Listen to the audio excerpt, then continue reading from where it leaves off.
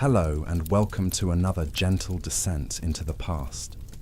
Tonight, we'll open the doors to a world once lost, now rediscovered through quiet storytelling. Perhaps you're lying still beneath the covers or letting the last hours of the day melt away.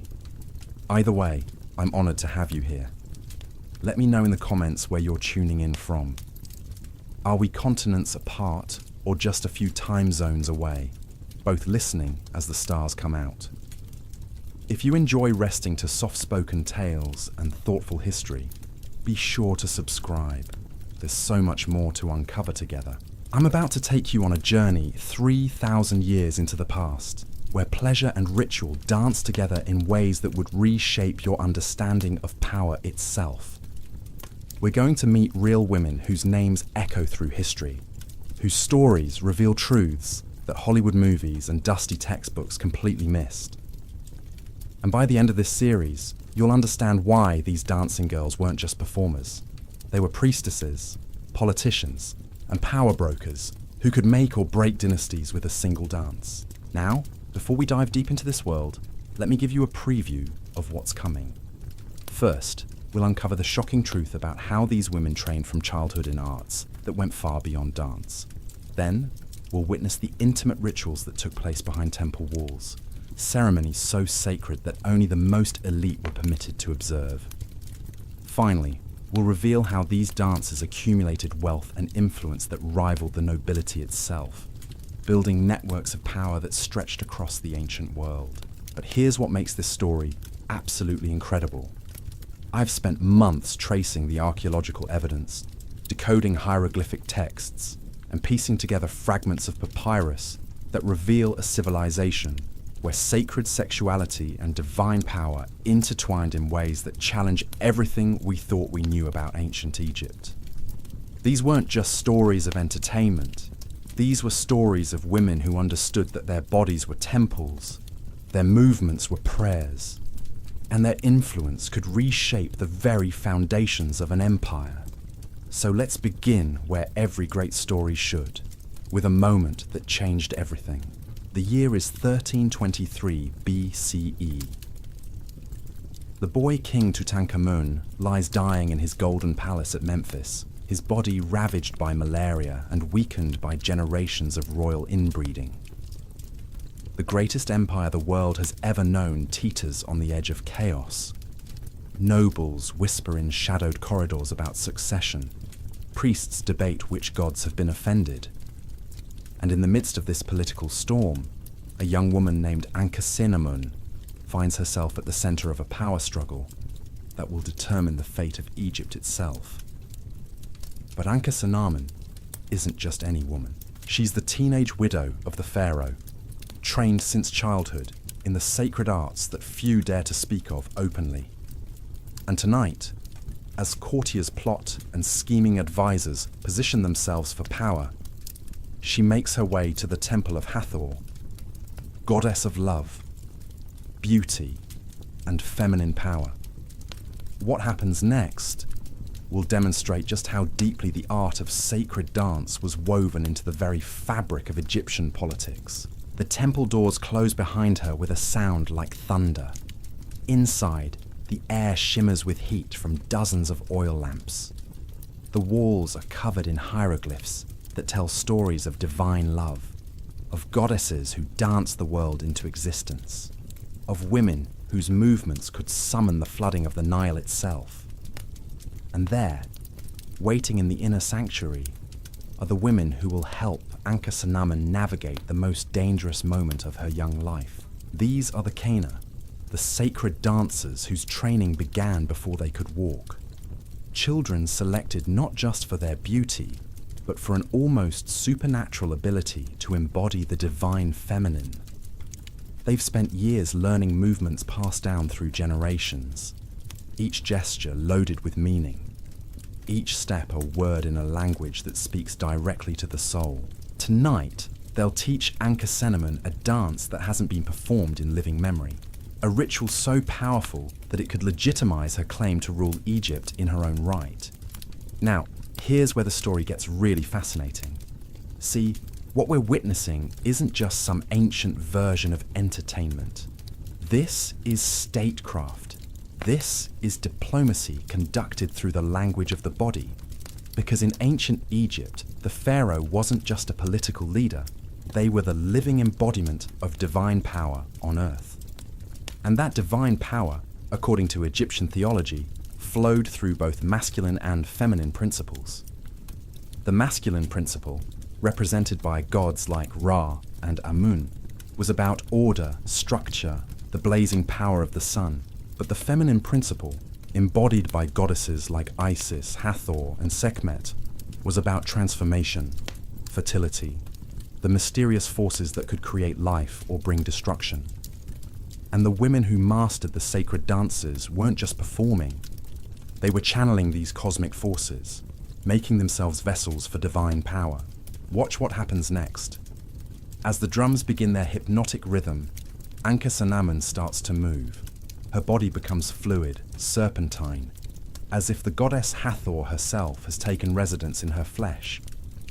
The other dancers form a circle around her, their movements creating a sacred geometry that transforms the temple into a cosmic map. This isn't choreography, it's magic. It's a technology of consciousness that the ancient Egyptians understood better than we do today. But let's zoom out for a moment and understand how we got here. The tradition of sacred dance in Egypt stretches back over 4,000 years, to the very earliest dynasties. Archaeological evidence from sites like Hierakonpolis shows us painted scenes of women dancing in religious contexts, their bodies adorned with symbols of divine power. These weren't random entertainers brought in for parties. These were women who held official positions in the temple hierarchy, who owned property, who commanded respect from the highest levels of society. Take Hatshepsut, for example. Before she became one of Egypt's most successful pharaohs, she served as God's wife of Amun, a position that required mastery of the sacred dances. Or consider Nefertiti, whose name literally means the beautiful one has come, and whose power derived not just from her marriage to Akhenaten, but from her role as a priestess, who could embody the divine feminine in ritual contexts. These women understood something that we've forgotten, that the body, when properly trained and consecrated, becomes a living temple. That movement, when performed with the right intention and knowledge, becomes prayer. That sexuality, when approached with reverence and wisdom, becomes a pathway to the divine. Now, I know what you're thinking. This sounds mystical, maybe even a little far-fetched. But here's the thing. The ancient Egyptians were the most practical people who ever lived. They built pyramids that still stand after 5,000 years. They developed medicine, mathematics, and engineering that wouldn't be surpassed for millennia. They weren't mystical dreamers.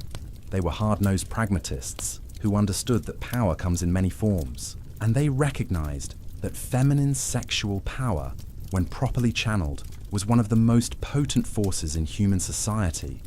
Not because they were perverts, or because they objectified women, but because they understood something about human psychology that we're only beginning to rediscover.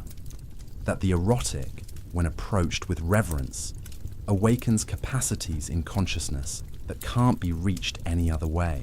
Let's return to our story. As Ankhesenamun dances, something remarkable begins to happen. The other women in the temple, seasoned priestesses who've witnessed countless rituals, begin to weep. Not from sadness, but from a kind of overwhelming recognition. They're seeing the goddess manifest in human form. They're witnessing a young woman transform herself into a living symbol of divine authority. And this transformation isn't just spiritual theatre. It has immediate, practical consequences. Because when Ankhesenamun emerges from the temple at dawn, she carries herself differently. She speaks with the authority of someone who has touched the source of all power. And when she addresses the court later that day, proposing an alliance with the Hittite prince that will stabilize the kingdom, her words carry a weight that silences even the most skeptical advisors. This is the real secret of the dancing girls of ancient Egypt. They weren't just performers. They were women who had learned to embody archetypal forces so completely that they could literally reshape reality around them. They were practitioners of what we might call embodied magic, using their physical forms as instruments to channel cosmic principles into the material world. But how did they learn these arts? What was the training like? How did a young girl in ancient Egypt transform herself into a living goddess? That's where our story gets even more fascinating, because the education of a sacred dancer began in childhood and involved practices that would seem almost alien to us today.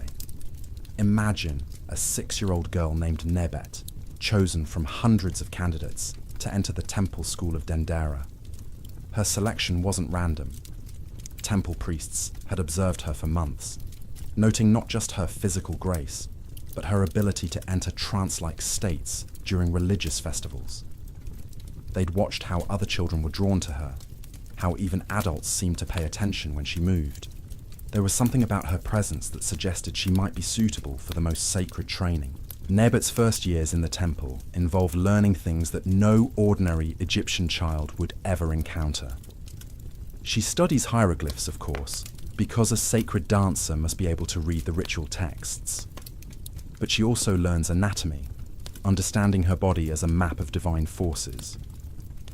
She studies astronomy, because many of the sacred dances mirror the movements of celestial bodies. She learns music, not just to accompany her movements, but because sound and motion together create resonances that can alter consciousness. Most importantly, she learns the secret history of her craft. She discovers that the greatest queens of Egypt, from Nefertiti to Cleopatra, were all trained in these arts. She learns that the construction of the pyramids was accompanied by massive ritual dances that aligned human consciousness with cosmic forces. She begins to understand that what she's learning isn't just dance, it's a technology for transforming reality itself. But the training goes far deeper than academic knowledge. By age 10, Nebet begins learning what the Egyptians called the language of the limbs. This isn't ordinary dance instruction. This is a systematic education in how every gesture, every tilt of the head, every curve of the spine carries meaning. She learns that when she raises her left hand toward the moon while arching her back, she's invoking Isis in her role as protector of the dead. When she spins in a counterclockwise circle with her arms extended, she's calling upon Nut, the sky goddess who swallows the sun each evening. The physical training is brutal by modern standards. Nebet spends hours each day in positions that would challenge a professional contortionist. Her flexibility isn't just for show, it's functional. Certain sacred postures can only be achieved by bodies that have been methodically trained from childhood. There's a ritual called the Serpent's Awakening that requires the dancer to bend her spine into an impossible S-curve while balancing on one foot. The Egyptians believed this position opened energy channels that connected the earthly realm with the celestial one. But here's what makes this training truly extraordinary. Nebet isn't just learning movements, she's learning to alter her consciousness at will. By age 12, she can enter trance states that allow her to channel different goddesses. When she embodies Sekhmet, the lioness goddess of war, her entire demeanor transforms. Her eyes take on a fierce intensity. Her movements become predatory and dangerous. Grown warriors have been known to step back when they see this transformation. When she channels Hathor, the goddess of love and joy, something entirely different happens. The air around her seems to shimmer with warmth. People find themselves smiling without knowing why. There are documented cases of bitter enemies reconciling after witnessing a skilled dancer embody Hathor's essence. This isn't psychology, this is magic in its most practical form. Now let's jump forward to 1479 BCE and meet someone whose story will show you just how far this power could take a woman. Her name is Seneb, and she started exactly where Nebet did, as a temple child learning the sacred arts. But by the time she reaches her 20th year, Seneb has become something unprecedented in Egyptian history. A dancing priestess who owns more land than most nobles, who commands a network of informants that stretches from Nubia to the Levant, and who has the ear of Queen Hatshepsut herself. How did she accumulate such power? It starts with understanding that in ancient Egypt, the temples weren't just religious institutions, they were economic powerhouses. The Temple of Karnak alone controlled vast agricultural estates, mining operations, and trade routes. And the women who served in these temples, particularly those skilled in the sacred arts, weren't just employees. They were stakeholders in enterprises that generated wealth on a scale that's hard to imagine. Seneb's rise begins during a crisis that threatens to destabilize the entire kingdom. A severe drought has lasted 3 years. The Nile's annual flood has failed twice, and the people are beginning to question whether the gods have abandoned Egypt. The royal court is paralyzed by indecision. The priests offer contradictory advice.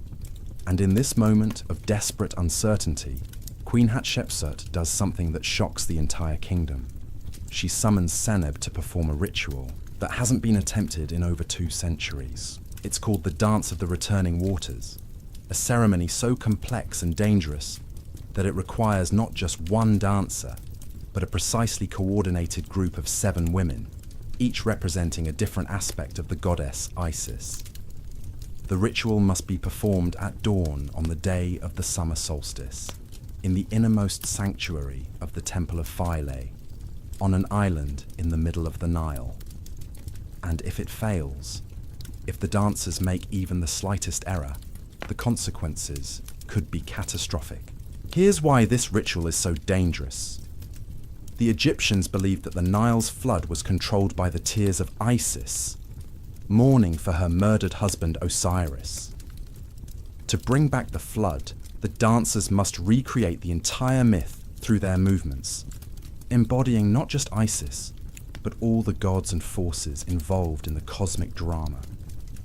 They must become Osiris dying, Isis searching for his scattered body parts, Set the Destroyer, Horus the Avenger, and finally, the resurrection itself. But the real danger isn't spiritual, it's political. Because if this ritual fails to bring the flood, Queen Hatshepsut's legitimacy will be destroyed.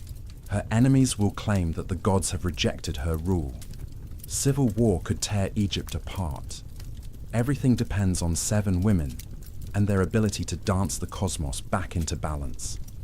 Seneb spends weeks preparing. She fasts until her body becomes translucent, her cheekbones sharp as knife edges. She bathes in sacred pools infused with herbs that heighten consciousness. She practices the sequences until they become as automatic as breathing. Because when the moment comes, there can be no thought, no hesitation. She must become pure movement, pure embodiment of divine will.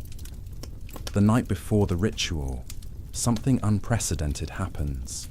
Queen Hatshepsut herself comes to the temple, not as a ruler, but as a supplicant.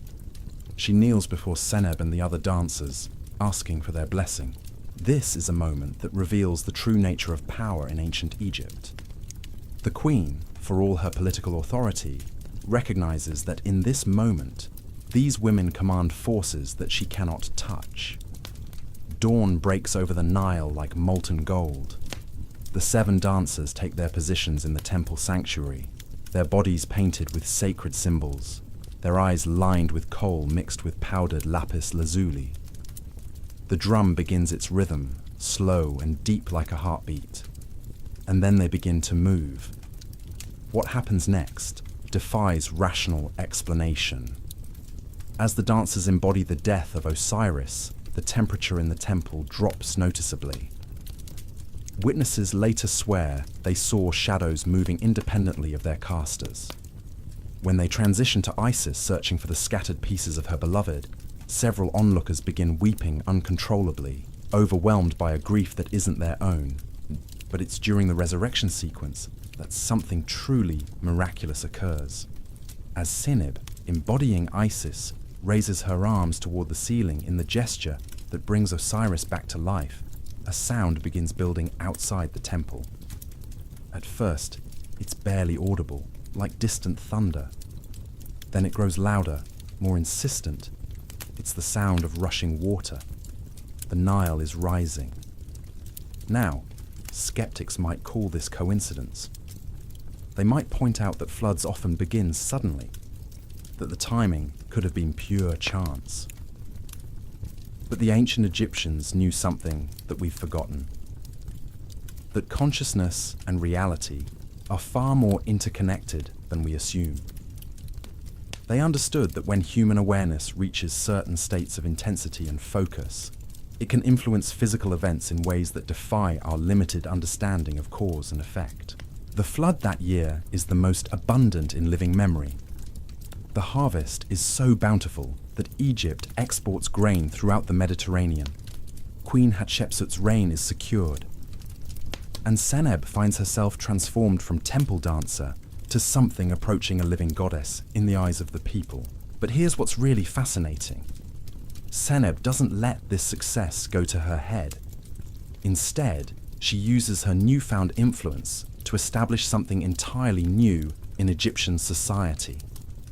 She creates a network of women trained in the sacred arts who serve not just as temple dancers, but as advisors, diplomats, and intelligence gatherers.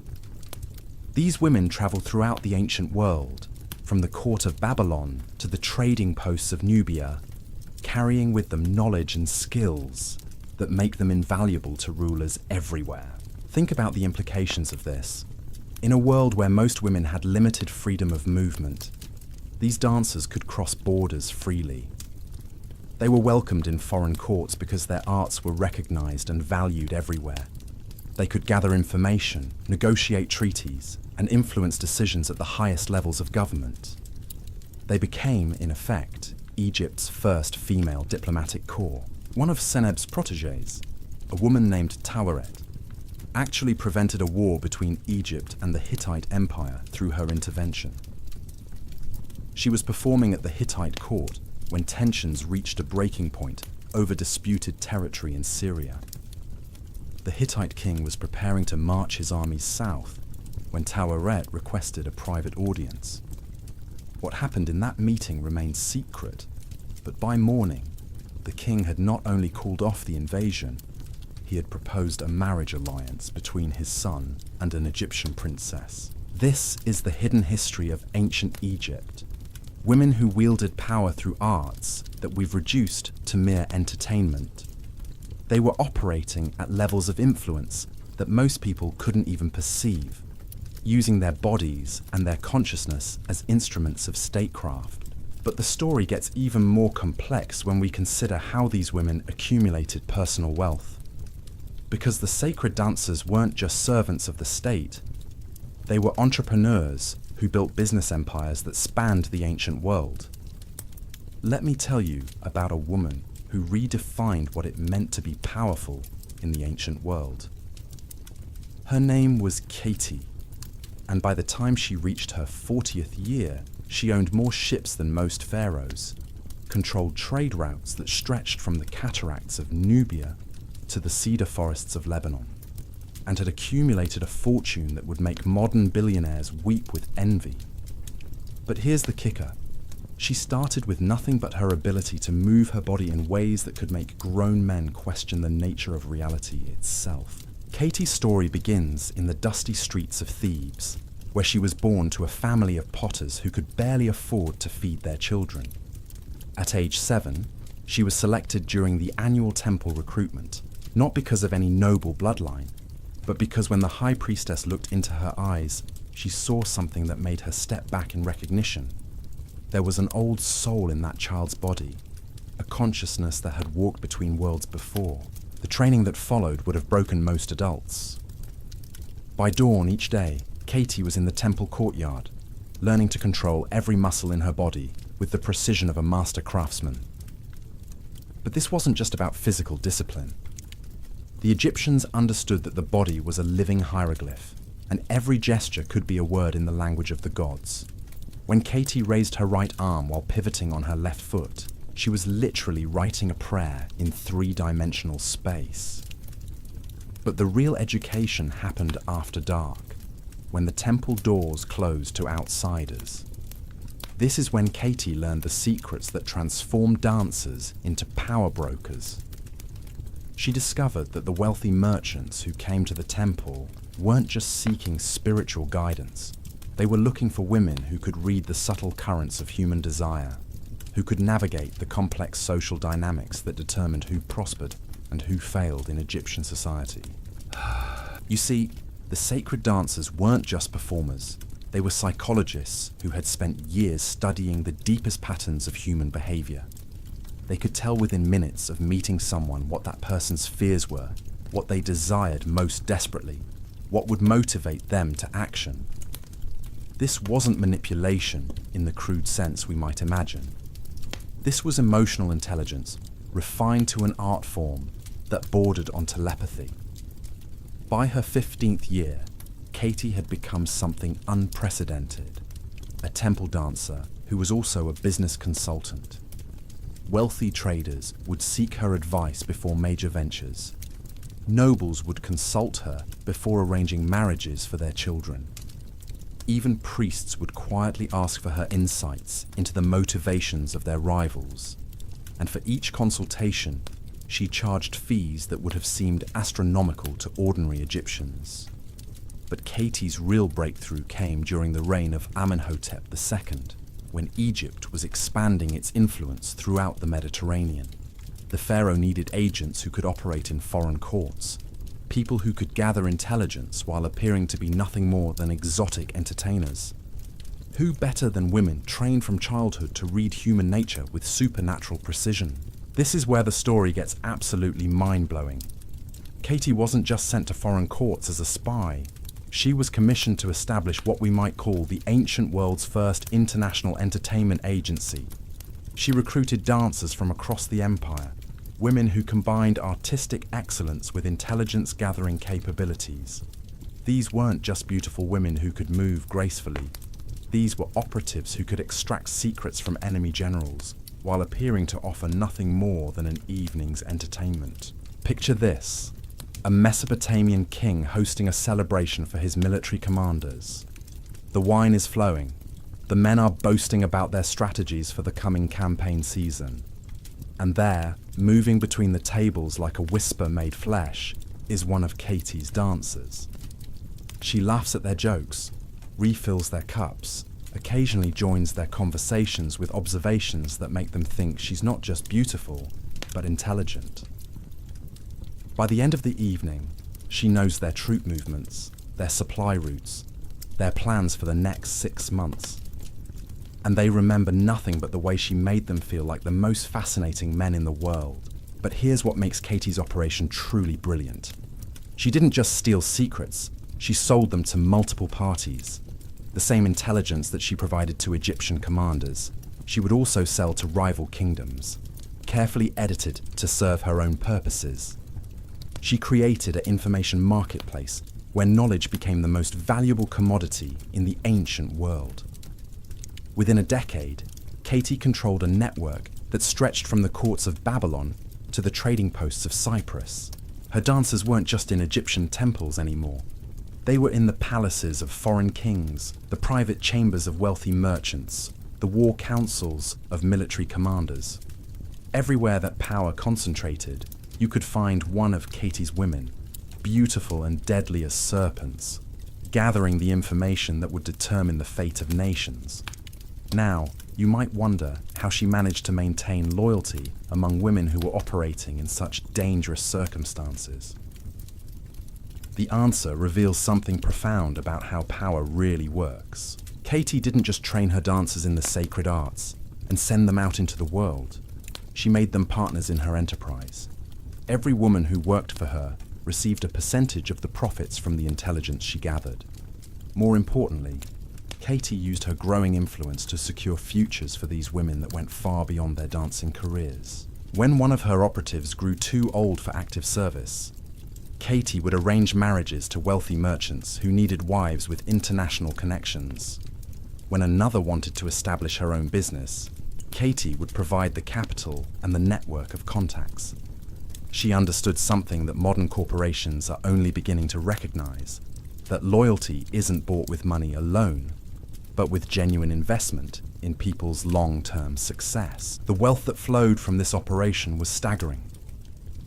By her 30th year, Katie owned a fleet of ships that transported not just goods, but information across the Mediterranean.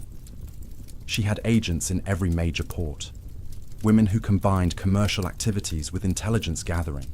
When a ship arrived in Alexandria carrying cedar wood from Lebanon, Katie's people knew not just the cargo manifest, but the political situation in every city the ship had visited. But the real genius of Katie's system was how she used this information to manipulate markets. If her agents reported that a drought was affecting grain production in Syria, she would quietly buy up grain stores in Egypt before the news became public. When she learned that a new silver mine had been discovered in Anatolia, she would invest in mining equipment before other traders even knew the opportunity existed.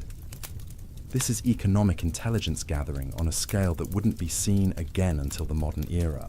Katie was essentially running the ancient world's first hedge fund, using information gathered by dancers to make investment decisions that generated massive profits.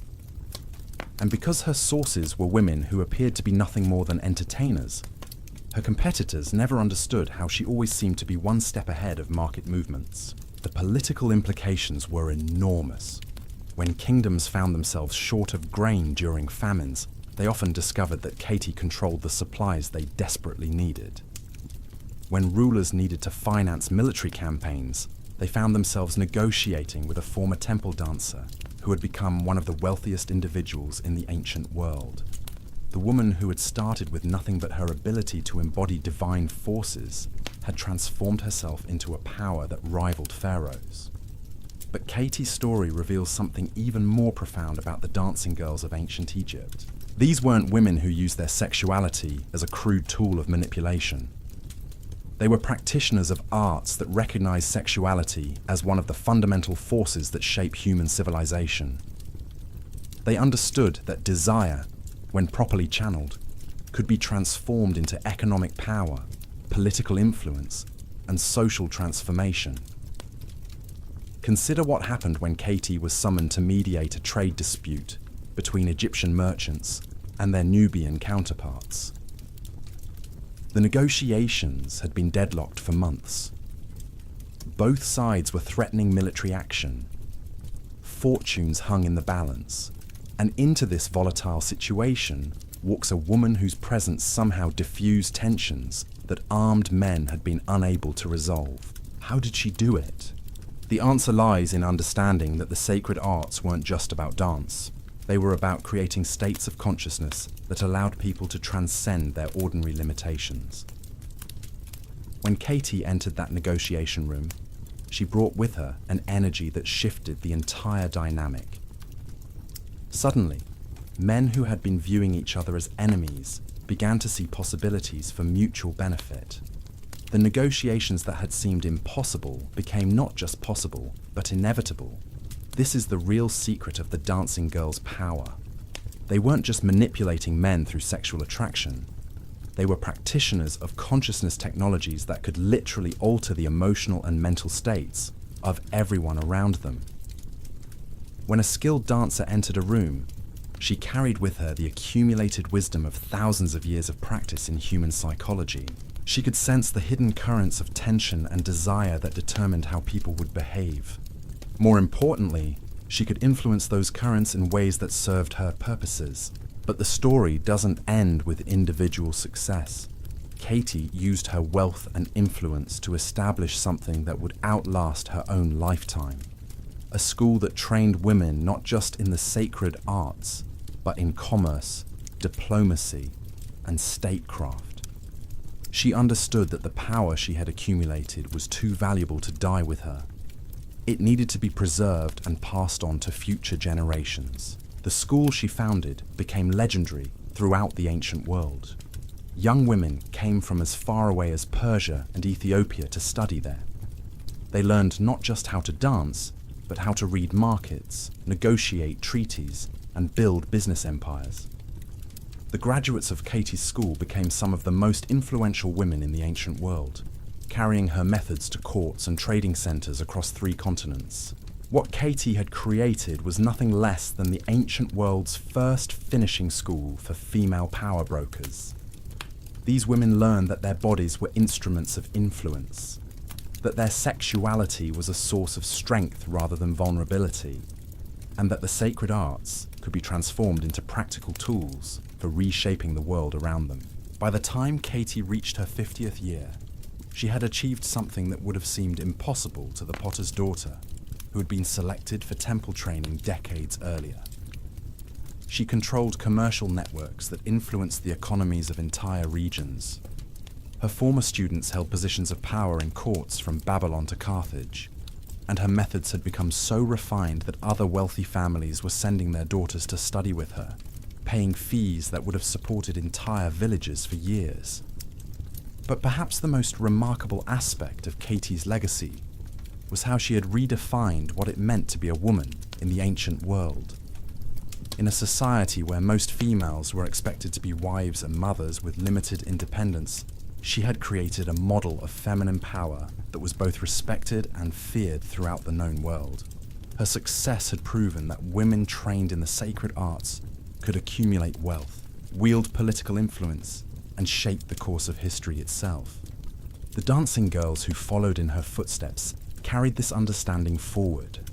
They knew that their training in the temples wasn't just preparation for religious service. It was education in the deepest principles of human nature, the fundamental forces that determine how societies function. They were learning to become architects of civilization itself, using their bodies and their consciousness as tools for building the kind of world they wanted to inhabit. This transformation of the sacred arts into practical power reached its ultimate expression during the Ptolemaic period, when Greek rulers adopted and adapted Egyptian traditions to serve their own purposes. The famous Cleopatra, the last pharaoh of Egypt, was herself trained in these ancient arts. Her legendary ability to seduce powerful men like Julius Caesar and Mark Antony wasn't just about physical beauty. It was about the sophisticated psychological techniques that had been refined over thousands of years by women like Katie. But Cleopatra's story also reveals the limitations and dangers of this kind of power. When feminine influence becomes too visible, too direct, it often provokes a backlash from men who feel threatened by women who refuse to remain in subordinate roles. The Roman propaganda that portrayed Cleopatra as a dangerous seductress was designed to diminish her political achievements by reducing her to nothing more than a sexual manipulator. This tension between feminine power and masculine resistance to that power runs throughout the entire history of the dancing girls. These women had discovered ways to accumulate influence that rivaled or exceeded that of traditional male authorities. But their success often came at a cost. They had to navigate constantly between being powerful enough to achieve their goals and subtle enough to avoid triggering the kind of violent reaction that could destroy everything they had built. The delicate balance these women had to maintain becomes crystal clear when we examine the fall of Nefertari, one of the most powerful dancing priestesses of the 19th dynasty. Her story serves as both inspiration and warning about the heights these women could reach and the precipice they always walked along. Nefertari wasn't born into nobility. She emerged from the merchant class of Memphis, selected for temple training at age 8 because of an incident that still gives me chills when I think about it. During a religious festival, while hundreds of children played in the temple courtyard, young Nefertari suddenly stopped moving. The other children continued their games around her, but she stood frozen, her eyes rolled back, her body trembling. When the high priestess approached her, Nefertari spoke in a voice that wasn't her own, delivering a prophecy about the coming reign of a pharaoh who would build monuments that would outlast the stars themselves. That pharaoh turned out to be Ramesses II, and Nefertari's prophecy launched her into a trajectory that would make her one of the most influential women in Egyptian history. But it also sealed her fate in ways that wouldn't become clear until decades later. The training Nefertari received went far beyond anything we've discussed so far. By age 15, she had mastered what the Egyptians called the 77 sacred movements, a sequence of gestures so complex that it took most dancers their entire lifetime to perfect even half of them. Each movement corresponded to a different aspect of divine power, and when performed in the correct sequence, they were believed to open doorways between the physical and spiritual realms. But Nefertari's real gift wasn't just her technical mastery.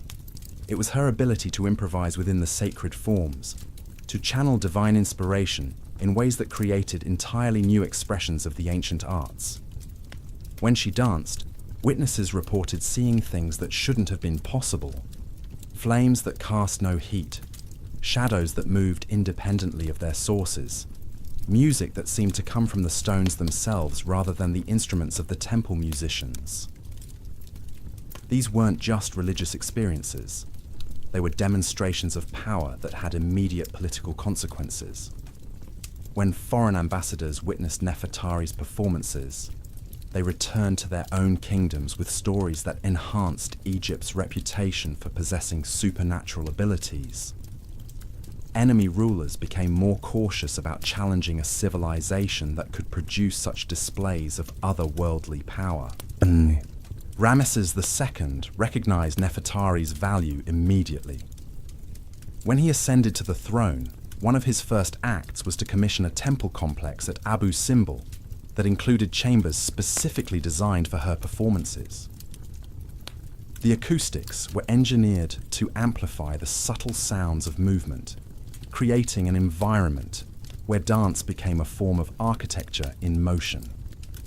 The walls were carved with scenes that told the story of her own rise to power, making her the first dancing priestess to be immortalized in stone, alongside the pharaohs themselves. But here's where Nefertari's story takes a turn that reveals the dangerous game these women were always playing.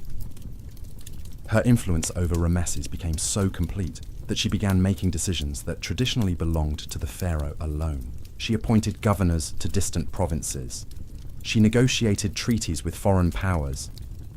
She even began appearing in royal regalia that suggested she considered herself a co-ruler rather than an advisor. The breaking point came during the 14th year of Ramesses' reign, when Egypt faced a crisis that threatened the stability of the entire kingdom. The Hittite Empire had formed an alliance with several smaller kingdoms, creating a military coalition that could potentially overwhelm Egyptian forces. Traditional diplomacy had failed. Military solutions seemed impossible given the numerical disadvantage Egypt faced. And in this moment of desperation, Nefertari proposed something that shocked even the pharaoh himself. She wanted to journey to the Hittite capital of Hattusa, not as a diplomatic envoy, but as a sacred dancer who would perform a ritual designed to seduce the enemy king into abandoning his alliance. This wasn't diplomacy as we understand it. This was warfare, conducted through the language of the body, using techniques that had been refined over centuries to influence human consciousness at the deepest levels. The plan was audacious beyond anything attempted before. Nefertari would travel to Hattusa with a small retinue of her most skilled students, ostensibly to entertain the Hittite court during their harvest festival. But her real purpose would be to perform a series of increasingly intimate rituals designed to bind the king's will to her own. If successful, she could neutralize Egypt's greatest enemy without a single battle being fought. Ramesses initially refused to consider such a dangerous gambit. But Nefertari had spent years studying the Hittite king through intelligence gathered by her network of dancers. She knew his weaknesses, his desires, his psychological vulnerabilities. She was convinced that she could manipulate him in ways that would serve Egypt's interests, while appearing to offer nothing more than exotic entertainment. The journey to Hattusa took 3 months, traveling through territories controlled by people who viewed Egyptians as enemies. Nefertari's party moved disguised as merchants, their true identities hidden beneath the practical clothing of traders. But when they reached the Hittite capital, They transformed themselves back into the living embodiments of divine power that had made them legendary throughout the ancient world. The Hittite court had never seen anything like what Nefertari brought to their harvest celebration. Her performances combined elements of Egyptian sacred dance with movements she had learned from Nubian priestesses, creating a synthesis that seemed to transcend the limitations of human expression. When she moved, the very air seemed to shimmer around her. When she spoke, her words carried harmonics that resonated in the listeners' chests long after she had finished speaking. King Muwatalli was captivated from the first moment he saw her. But Nefertari was too experienced to rely on simple seduction. Instead, she began a careful campaign of psychological manipulation that unfolded over several weeks. She studied the king's daily routines, his relationships with his advisors, his fears about maintaining power in a fractious kingdom. And slowly, she began weaving herself into the fabric of his consciousness in ways that made her indispensable to his sense of well-being. The techniques she used were sophisticated beyond anything we might imagine.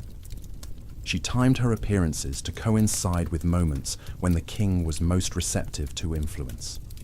She used subtle variations in her dance movements to trigger specific emotional states.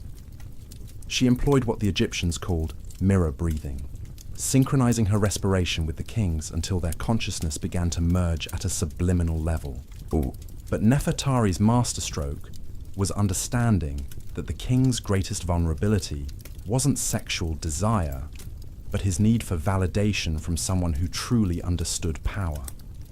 She positioned herself not as a supplicant seeking his favor, but as an equal who recognized his greatness. She spoke to him about the loneliness of leadership, the burden of making decisions that affected thousands of lives, the constant vigilance required to maintain authority in a world full of enemies and rivals.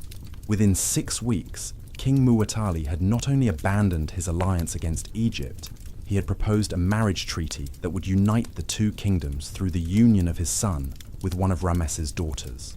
The military coalition that had threatened Egypt's existence dissolved overnight. What armies couldn't accomplish, one woman had achieved through the application of arts that most people dismissed as mere entertainment. Nefertari returned to Egypt in triumph, her success elevating her to a status that no dancing priestess had ever achieved before. Ramesses declared her she who sees the hidden heart of kings, and commissioned monuments to her achievements that rivaled those built for pharaohs. For a brief shining moment, it seemed as though she had transcended all the limitations that constrained other women of her era. But power, especially power wielded by women in patriarchal societies, always comes with a price.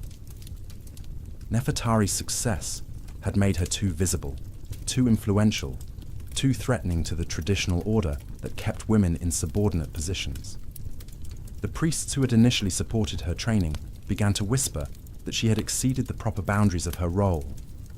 Military commanders complained that a dancing girl was making decisions that should belong to warriors.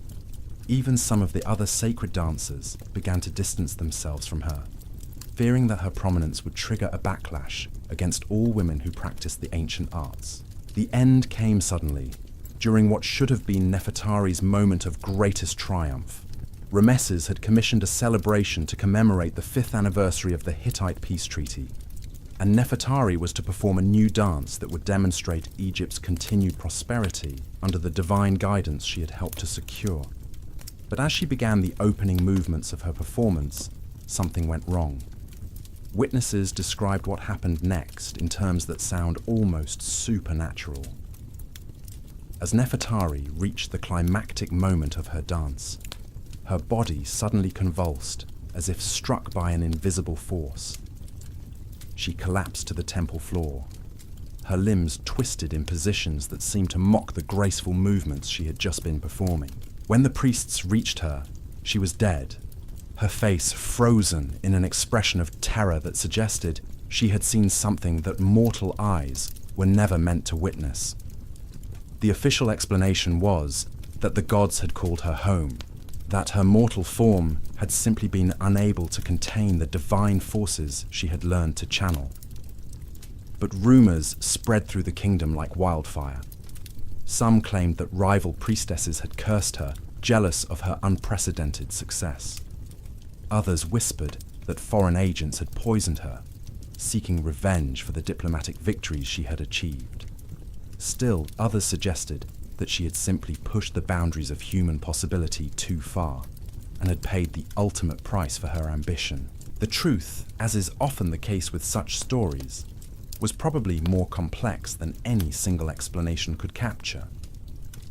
Nefertari had achieved something that no woman before her had accomplished, but her success had also revealed the fundamental tensions that existed between feminine power and the male-dominated structures of ancient society. She had proven that women trained in the sacred arts could influence the course of history itself, but she had also demonstrated the dangers of becoming too visible, too successful, too threatening to the established order. Her death marked a turning point in the history of the dancing girls. In the years that followed, the women who practiced the sacred arts became more careful, more subtle, more aware of the need to operate within limits that wouldn't trigger violent reactions from those who felt threatened by feminine power. They developed what we might call invisible influence, techniques that allowed them to achieve their goals while maintaining the appearance of subservience to male authority. This evolution in their methods becomes clear when we examine the career of Tai, who rose to prominence during the reign of Amenhotep III, nearly a century after Nefertari's death. Tai had studied Nefertari's story carefully, learning not just from her successes, but from her ultimate failure. She understood that the key to lasting power wasn't to challenge male authority directly, but to make herself so valuable to those in power that they couldn't imagine functioning without her guidance. Tai's approach was revolutionary in its subtlety. Instead of positioning herself as a performer who commanded attention through spectacular displays of supernatural ability, she became what we might call a shadow counselor, working behind the scenes to influence decisions while allowing others to take credit for her insights. She understood that true power often lay not in being recognized as powerful, but in being the person that powerful people turned to when they needed solutions to impossible problems. Her method was to identify the hidden psychological needs of the men she worked with, then position herself as the person who could meet those needs in ways that no one else could. When Amenhotep III struggled with the loneliness of absolute power, T became the one person who could speak to him honestly without fear of execution. When his military commanders needed to understand the motivations of enemy leaders, she provided psychological profiles that proved uncannily accurate.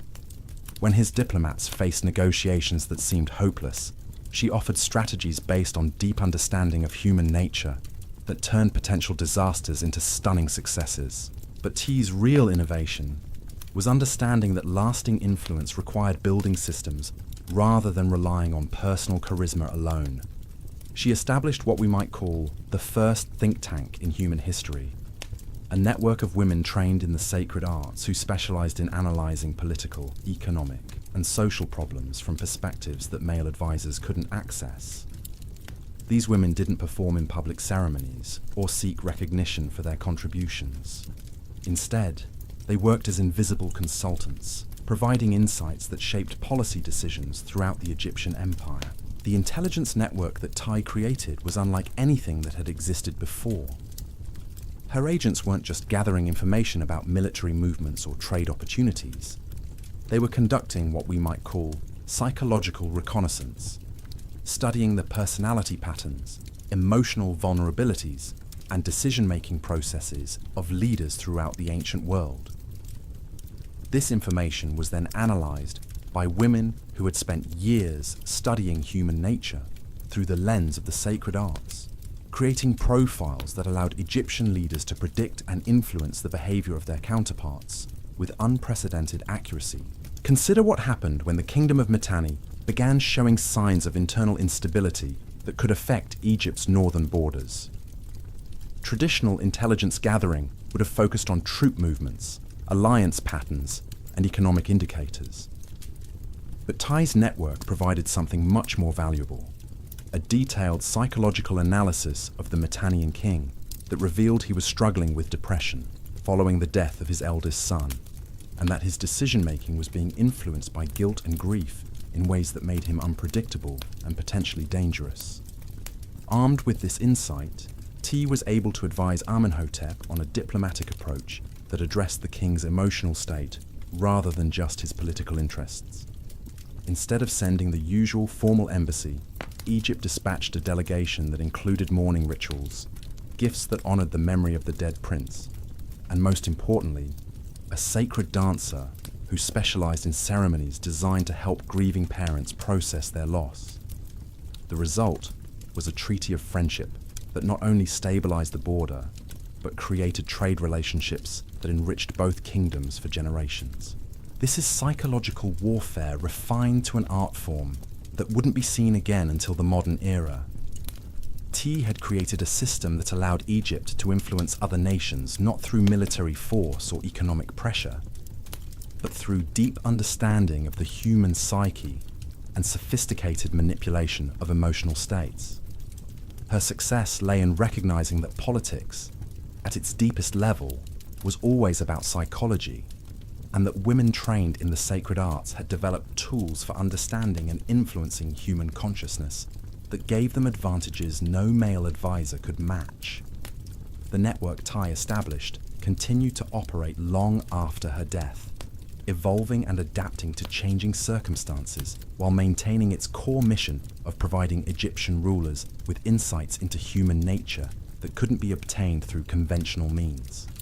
By the time of the New Kingdom's decline, these women had become so integrated into the fabric of Egyptian governance that their influence was almost invisible, woven into the decision-making process so seamlessly that even the pharaohs themselves weren't always aware of how much their choices were being shaped by analyses provided by the descendants of the dancing girls. But the story of these remarkable women takes another fascinating turn when we consider how their methods spread beyond Egypt's borders.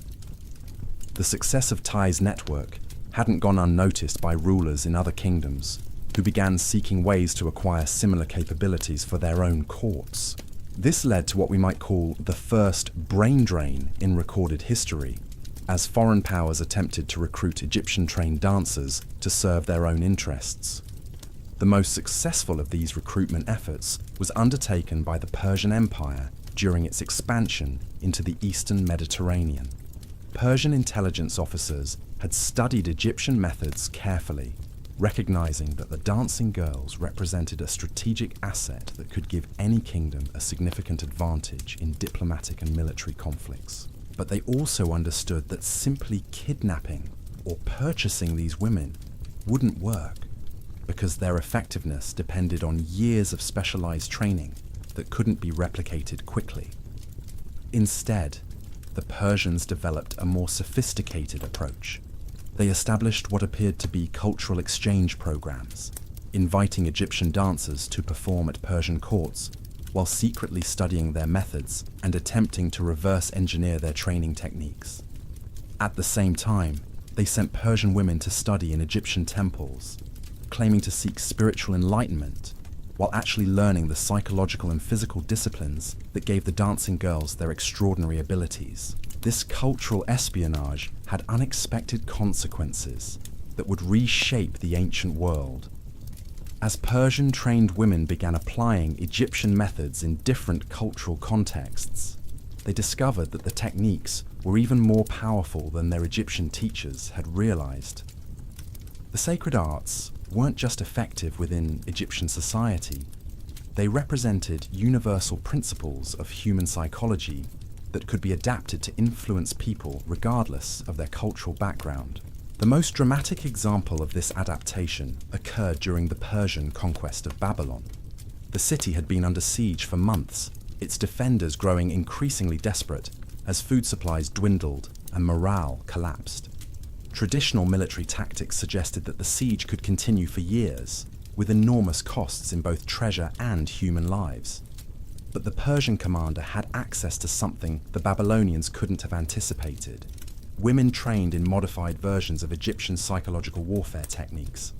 The operation that followed reads like something from a modern spy thriller. Persian agents, working through networks of merchants and refugees, introduced a group of women into Babylon who appeared to be nothing more than displaced entertainers seeking shelter from the chaos of war. These women quickly integrated themselves into the city's social fabric, performing in taverns and private homes while carefully studying the psychological state of the population. What they discovered was a city on the verge of psychological collapse. The siege had created conditions of extreme stress that made the population highly susceptible to influence. Fear, uncertainty, and desperation had broken down the normal psychological defenses that might have protected people from manipulation. The defenders were desperately seeking anything that might offer hope, comfort, or escape from their increasingly dire circumstances. The Persian-trained women began a carefully orchestrated campaign designed not to gather intelligence about military defenses, but to undermine the psychological foundations of resistance itself. They spread stories that subtly suggested surrender might be preferable to continued suffering. They performed dances that evoked feelings of longing for peace and stability. Most importantly, they began teaching other women in the city movements and songs that, while appearing to be simple entertainment, were actually designed to induce states of receptivity and compliance. Within weeks, the entire psychological atmosphere of Babylon had shifted. The fierce determination to resist that had sustained the defenders for months began to erode. Discussions of surrender, which had been unthinkable just a short time before, became commonplace. When the Persian commander finally offered terms for capitulation, the city's leaders found themselves facing a population that was not only willing to consider surrender, but actually eager for it. Babylon fell without another shot being fired. Its gates opened by defenders who had been psychologically conditioned to view surrender as liberation rather than defeat. The Persian Empire had achieved one of the most significant military victories in ancient history through the application of techniques that had been developed in Egyptian temples by women who understood consciousness as a battlefield more important than any physical terrain. The success of this operation sent shockwaves throughout the ancient world. Rulers everywhere began to recognize that the dancing girls represented a form of warfare that was potentially more devastating than any army.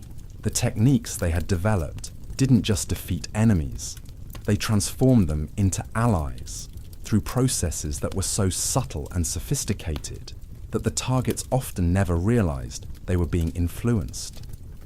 But this recognition also triggered a backlash that would ultimately contribute to the decline of the sacred arts themselves. As male rulers became more aware of the power these women wielded, they also became more frightened of it. Laws began to appear that restricted the movement and activities of women trained in the sacred arts. Religious authorities, feeling threatened by practices that seemed to bypass their own influence, began denouncing the dancing girls as practitioners of forbidden magic. The final blow came during the rise of Christianity and Islam. Religious movements that viewed the sacred arts as incompatible with their own teachings about the proper role of women in society. The temples, where these techniques had been preserved for thousands of years, were closed or converted to other purposes.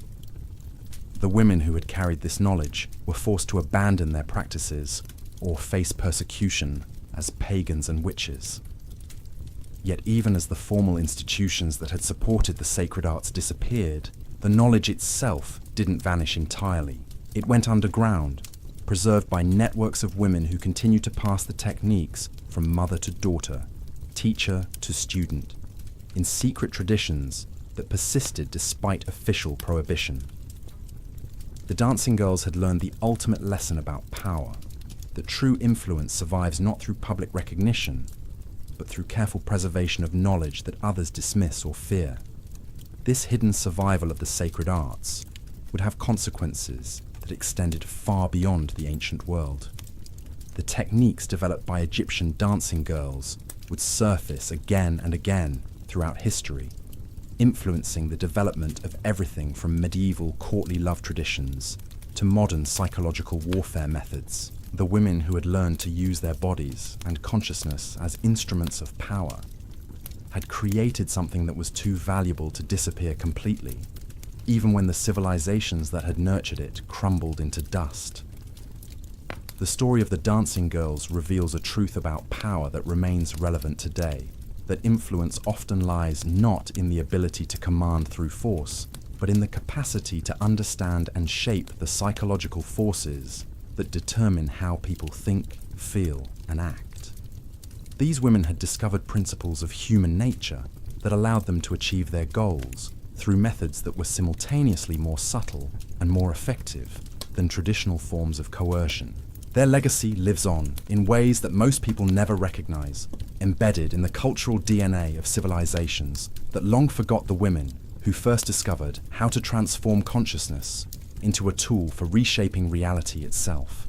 But what happened to these hidden networks after the ancient temples fell? How did knowledge that had shaped empires for thousands of years survive the collapse of the civilization that created it? The answer lies in a story that most historians have completely overlooked. A tale of survival and adaptation that would carry the sacred arts through the darkest periods of human history. Meet Miriam of Alexandria, a woman whose very existence challenges everything. We think we know about the transition from the ancient to the medieval world. The year is 415 CE, and the great library of Alexandria is burning. Christian mobs roam the streets, destroying anything they consider pagan. The temples where sacred dancers once trained are being converted into churches or reduced to rubble.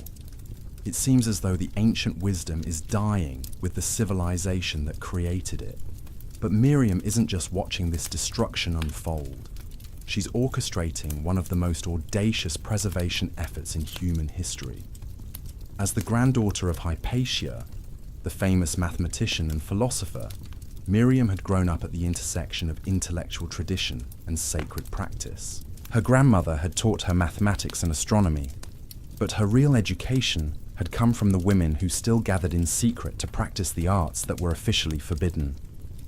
Miriam understood something that the Christian authorities didn't, that the sacred dances weren't just pagan rituals, they were technologies of consciousness that contained practical knowledge about human psychology, medicine, and social dynamics. This wasn't superstition that deserved to be destroyed. This was accumulated wisdom that represented thousands of years of observation and experimentation into the deepest patterns of human nature. So as Alexandria burned around her, Miriam began implementing a plan that would ensure the survival of knowledge that had shaped the ancient world. She started by identifying the most skilled practitioners who had managed to survive the purges. These weren't just temple dancers, but women who had learned to apply the sacred arts in contexts that the new Christian rulers couldn't easily recognize as threatening. There was Helena, a midwife who used sacred movements to ease childbirth and whose psychological insights helped her counsel women through the most difficult moments of their lives. There was Theodora, who had established what appeared to be a school for training servants, but which actually taught young women the subtle arts of influence and observation that had once been reserved for temple priestesses. And there was Anastasia, a textile merchant whose business provided cover for a network that stretched across the Mediterranean, carrying information and preserving traditions that were being systematically erased elsewhere. Miriam brought these women together in a series of secret meetings that would establish the framework for preserving the sacred arts through the coming dark ages. They understood that the old model of temple-based training was finished. The new rulers would never tolerate institutions that openly taught women to wield the kind of power that had made the Egyptian dancing girls legendary. But they also recognized that the knowledge itself was too valuable to lose. Their solution was brilliant in its simplicity. Instead of trying to preserve the sacred arts as a unified system, they would fragment them into pieces that could be hidden within activities that the Christian authorities would consider harmless or even beneficial. The physical movements would survive as folk dances performed at harvest festivals and wedding celebrations. The psychological techniques would be preserved as methods for counseling the sick and comforting the bereaved. The methods for reading human nature would be passed down as practical wisdom for managing households and raising children. Most ingeniously, they decided to embed the deepest secrets within the very institutions that were trying to destroy them. Miriam had noticed that Christian convents were attracting women who sought alternatives to marriage and motherhood, many of whom possessed the same qualities that had once marked candidates for temple training. These women were isolated from male oversight for long periods. They lived in communities where knowledge could be transmitted from older to younger members, and they had access to libraries where written records could be preserved disguised as religious texts. The infiltration began slowly.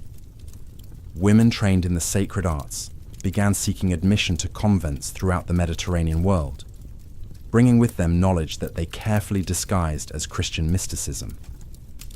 The breathing techniques that had once been used to induce trance states in temple rituals became methods for achieving religious ecstasy through prayer. The movements that had once channeled divine power became forms of contemplative dance designed to bring nuns closer to God. Within a generation, convents throughout the Christian world had become repositories for knowledge that their own founders would have considered heretical. Nuns were learning to read psychological patterns in the people who came to them for spiritual guidance. They were mastering techniques for influencing consciousness through subtle manipulation of voice, posture, and gesture. They were developing healing practices that combined ancient Egyptian medical knowledge with the psychological insights that had made the sacred dances so effective. But the most remarkable preservation effort took place in the scriptoriums, where religious manuscripts were copied and illuminated. Here, women trained in the old ways began creating what appeared to be conventional Christian texts, but which actually contained detailed instructions for practicing the sacred arts. The techniques were encoded in allegorical stories, hidden within descriptions of saints' lives, embedded in the margins as decorative elements that only initiates would recognize as instructional diagrams. Consider the manuscript known today as the Visions of St. Catherine, produced in a convent near Constantinople sometime in the 6th century. To casual readers, it appears to be a conventional account of mystical experiences encountered by a devout nun, but when examined by someone familiar with Egyptian sacred traditions, it reveals itself as a comprehensive manual for psychological manipulation techniques, with each of St. Catherine's visions actually describing methods for reading and influencing human consciousness. The manuscript includes detailed instructions for what it calls the dance of divine union, which appears to describe religious ecstasy, but actually provides step-by-step guidance for the movements that had once been used in Egyptian temples to induce altered states of consciousness. It offers advice on reading the souls of penitents, which sounds like spiritual counseling, but actually teaches the psychological profiling techniques that had made the dancing girls such effective intelligence gatherers. Most remarkably, it contains a section on the sacred mathematics of divine proportion, which presents itself as theological speculation about the nature of God's creation, but which actually preserves the geometric principles that had been used to design Egyptian temples and choreograph the ritual dances performed within them. The knowledge that had once been transmitted through direct instruction from priestess to initiate was now being preserved in manuscripts that could survive for centuries without arousing suspicion from religious authorities. This preservation effort wasn't limited to Christian institutions. Similar adaptations were taking place throughout the Islamic world, where women trained in the ancient arts were finding ways to embed their knowledge within Sufi mystical practices. The whirling dances that became associated with Islamic mysticism contained movements that had originated in Egyptian temples thousands of years earlier.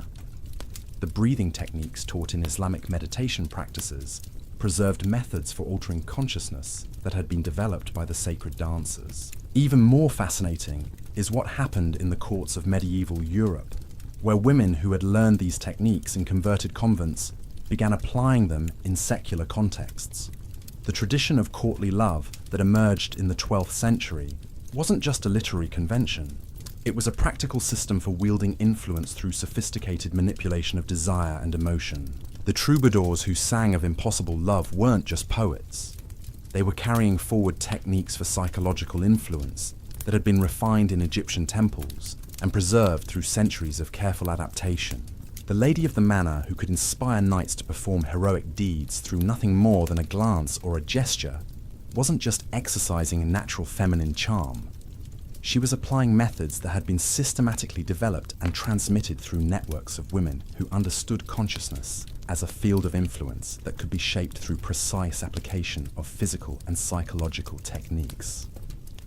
But perhaps the most extraordinary survival of the sacred arts took place in the Islamic kingdom of Al-Andalus, where Christian, Muslim, and Jewish traditions merged to create a unique cultural synthesis. Here, in the courts of Cordoba and Granada, women known as Qiyan emerged, who combined the roles of poet, musician, and dancer in ways that clearly descended from the Egyptian temple traditions.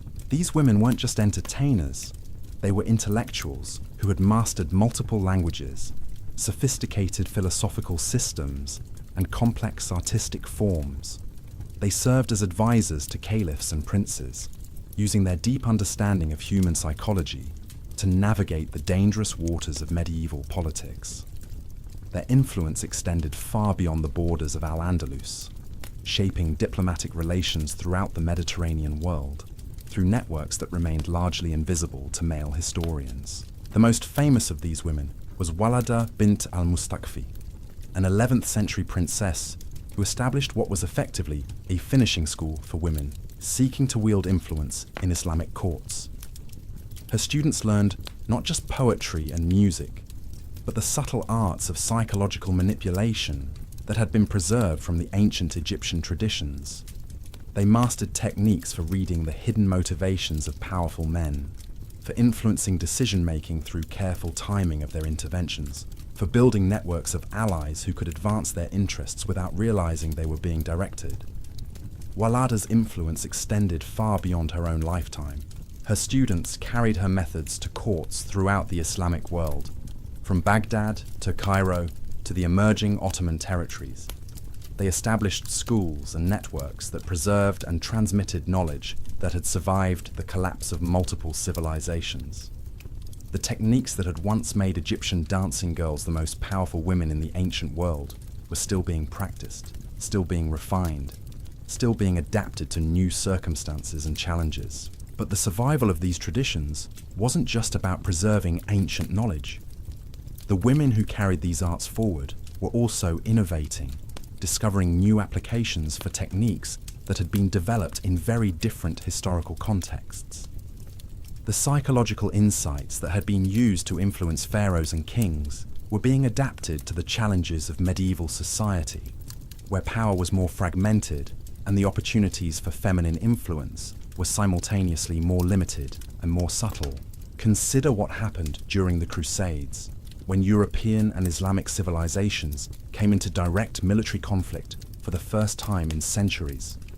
The Christian knights who traveled to the Holy Land expecting to encounter primitive enemies, instead found themselves facing adversaries who possessed sophisticated understanding of psychological warfare.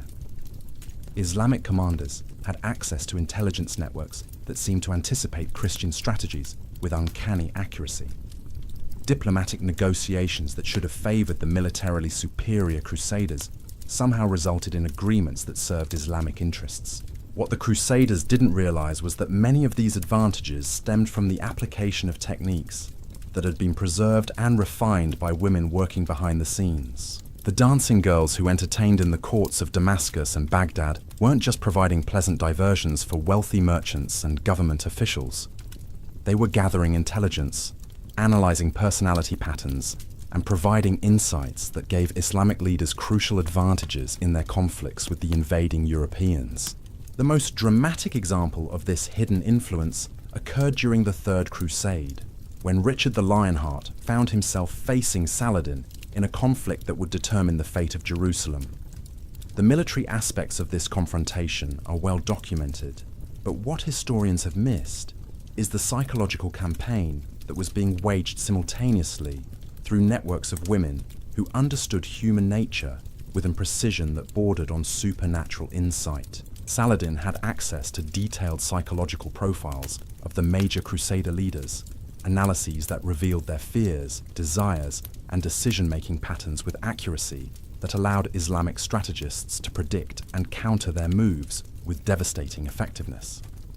These profiles hadn't been compiled by male spies or military intelligence officers. They were the product of observations made by women who had learned to read human nature through techniques that had been refined over thousands of years. When Richard the Lionheart negotiated the Treaty of Jaffa that ended the Third Crusade, he believed he was engaging in straightforward diplomatic bargaining with Saladin. What he didn't realize was that every aspect of the negotiation had been choreographed by advisors who understood his psychological makeup better than he understood it himself. The terms that seemed like reasonable compromises to Richard were actually designed to serve Islamic interests while making him feel that he had achieved a victory worthy of his reputation as a great military leader.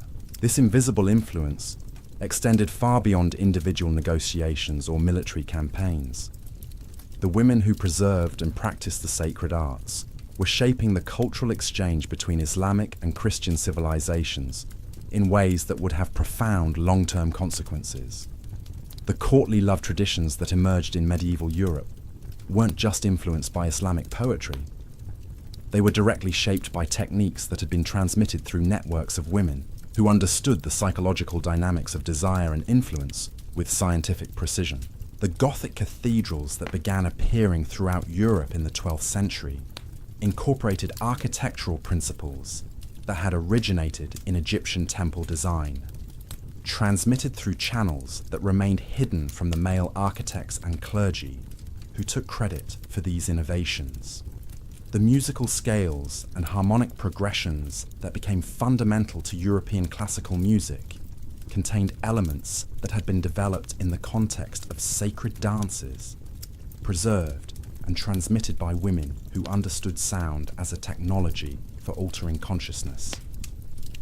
But perhaps most remarkably, the Renaissance itself can be understood as the flowering of knowledge that had been preserved through these hidden networks. When classical learning suddenly re-emerged in European universities during the 14th and 15th centuries, scholars assumed they were rediscovering texts that had been lost during the barbarian invasions. What they didn't realize was that much of this knowledge had never actually disappeared. It had been preserved, refined, and developed by women working within institutions that male intellectuals had dismissed as unimportant. The humanism that became central to Renaissance thought contained psychological insights that had been developed by Egyptian dancing girls and preserved through centuries of careful transmission. The artistic techniques that made Renaissance painting and sculpture so emotionally powerful incorporated principles that had originated in the sacred arts, passed down through networks of women who understood the human form as a vehicle for expressing and evoking specific states of consciousness. Even the scientific revolution that followed the Renaissance was influenced by methodologies that had been preserved from ancient Egyptian traditions. The empirical approach that became fundamental to modern science contained elements of the observational techniques that had been used by sacred dancers to study and understand human behavior. The mathematical principles that Newton and other scientists used to describe natural phenomena included concepts that had been encoded in the geometric patterns of temple dances thousands of years earlier. This hidden influence becomes even more apparent when we examine the lives of individual women who played crucial roles in transmitting these traditions. Consider Isabella d'Este, the Marchesa of Mantua, who became one of the most powerful political figures of the Italian Renaissance. Her ability to navigate the complex world of Renaissance politics to build alliances that served her interests, to influence princes and popes through methods that seemed to border on magic, stemmed from training that she had received from women who carried forward techniques developed in Egyptian temples. Isabella's court became a center for preserving and transmitting knowledge that official histories have completely overlooked. The artists and intellectuals who gathered there weren't just creating beautiful objects and engaging in scholarly discussions.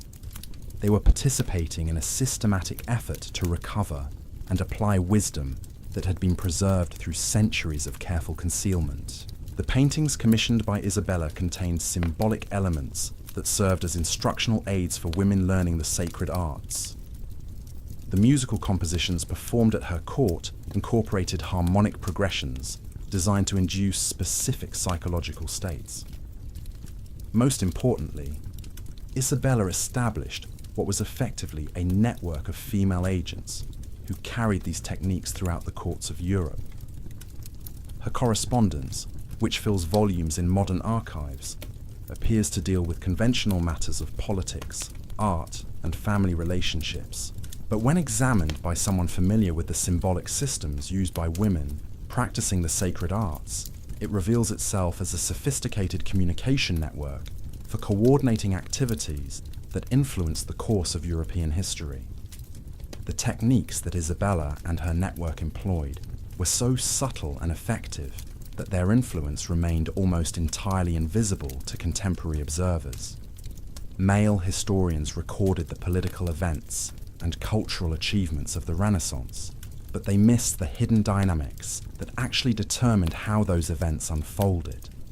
They saw the results without understanding the causes, documented the effects, while remaining oblivious to the forces that had produced them. This pattern of invisible influence continued into the early modern period, where women trained in these traditions played crucial roles in shaping the development of European civilization. The salonières, who dominated intellectual life in 18th century France, weren't just hosting social gatherings where clever people exchanged witty conversation. They were applying techniques for managing group psychology that had been refined over millennia, creating environments where specific ideas could flourish while others were subtly discouraged.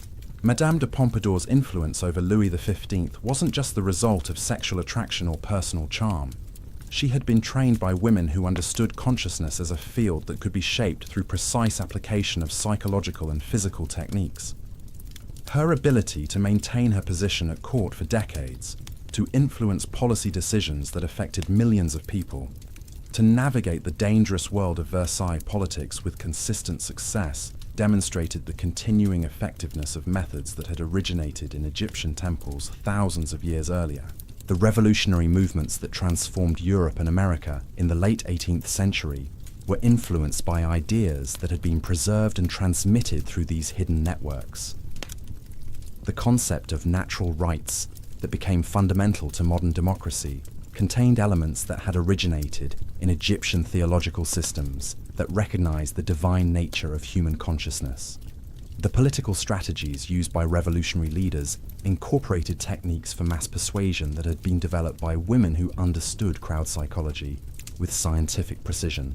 Even the Industrial Revolution that reshaped human civilization was influenced by principles that had been preserved from ancient traditions.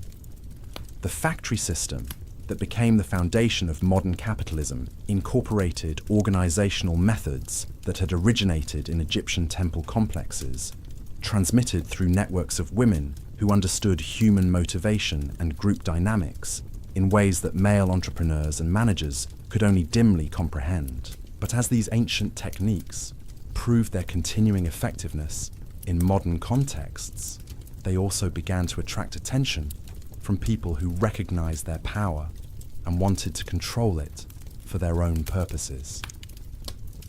The witch trials that swept through Europe and America between the 15th and 18th centuries weren't just expressions of religious fanaticism. They were systematic attempts to destroy networks of women who possessed knowledge that threatened established power structures. The women who were accused of witchcraft weren't just practicing folk magic or traditional healing.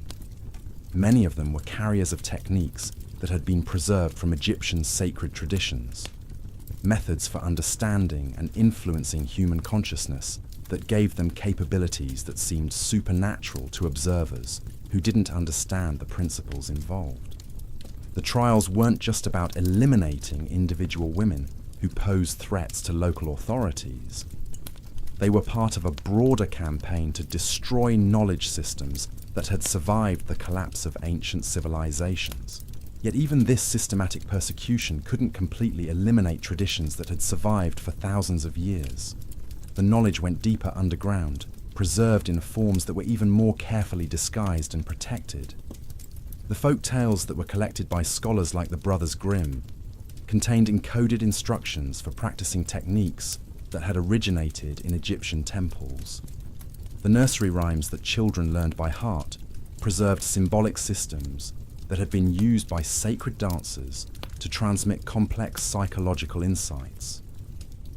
The traditional crafts that women practiced in their homes incorporated principles that had been developed in the context of consciousness-altering rituals. By the 19th century, these ancient traditions were beginning to resurface in forms that seemed entirely modern and scientific.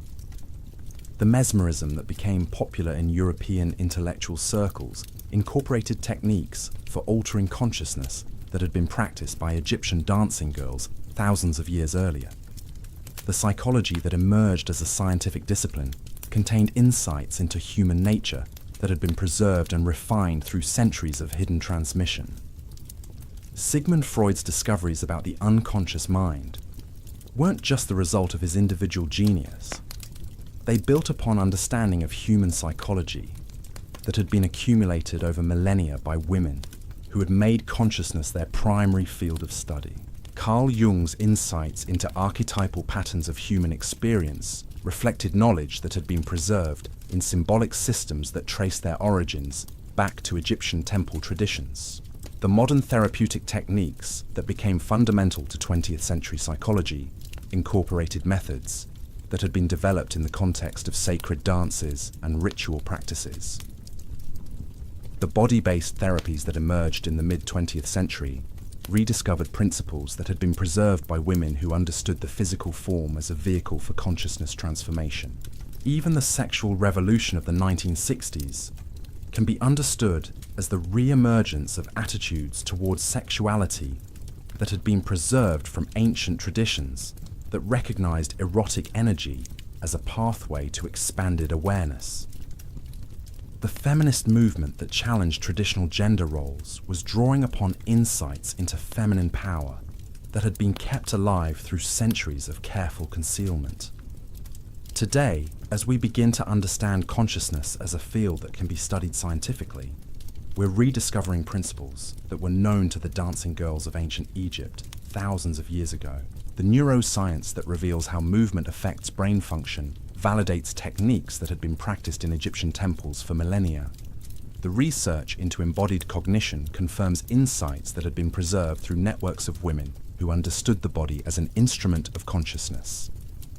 The mindfulness practices that have become mainstream in modern psychology incorporate breathing and awareness techniques that trace their origins back to the sacred arts of ancient Egypt.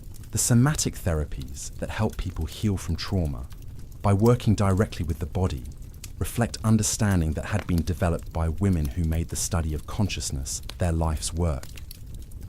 But perhaps most remarkably, the modern understanding of power as something that operates through influence rather than force validates the approaches that had been developed by women who learned to shape reality through consciousness rather than coercion. The networking strategies that modern women use to build careers and influence decision-making reflect principles that had been refined over thousands of years by women who understood that true power often operates invisibly. The story of how the sacred arts survived the collapse of ancient Egypt and continue to influence human civilization reveals something profound about the nature of knowledge itself. Ideas that are truly valuable don't disappear when the institutions that created them are destroyed. They find ways to adapt, to hide, to transform themselves until conditions allow them to emerge again in forms that serve the needs of new eras. The dancing girls of ancient Egypt created something that was too powerful to die with the civilization that gave it birth. Their understanding of consciousness, their techniques for influencing human psychology, their insights into the nature of power itself, survived because women throughout history recognized their value and found ways to preserve and transmit them despite persecution and suppression. Today, as we face challenges that require new approaches to understanding human nature and social dynamics, we're rediscovering wisdom that was never actually lost. The techniques that allowed Egyptian dancing girls to influence pharaohs and reshape kingdoms are still available to anyone willing to learn them. The principles they discovered about consciousness and power remain as relevant today as they were thousands of years ago. The revolution that began in Egyptian temples is still unfolding. The women who learned to transform their bodies into instruments of divine power created methodologies that continue to shape human civilization in ways that most people never recognize. Their legacy lives on in every woman who understands that true influence comes not from domination, but from deep knowledge of human nature, not from force, but from the ability to inspire and transform consciousness itself.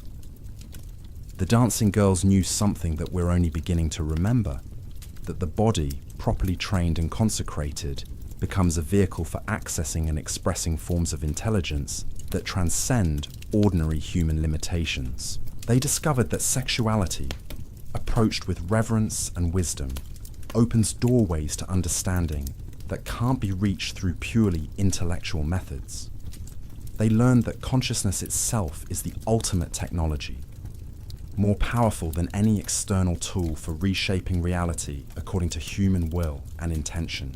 The ancient wisdom that once made Egyptian dancing girls the most powerful women in the known world didn't vanish when the last pharaoh fell to Roman conquest.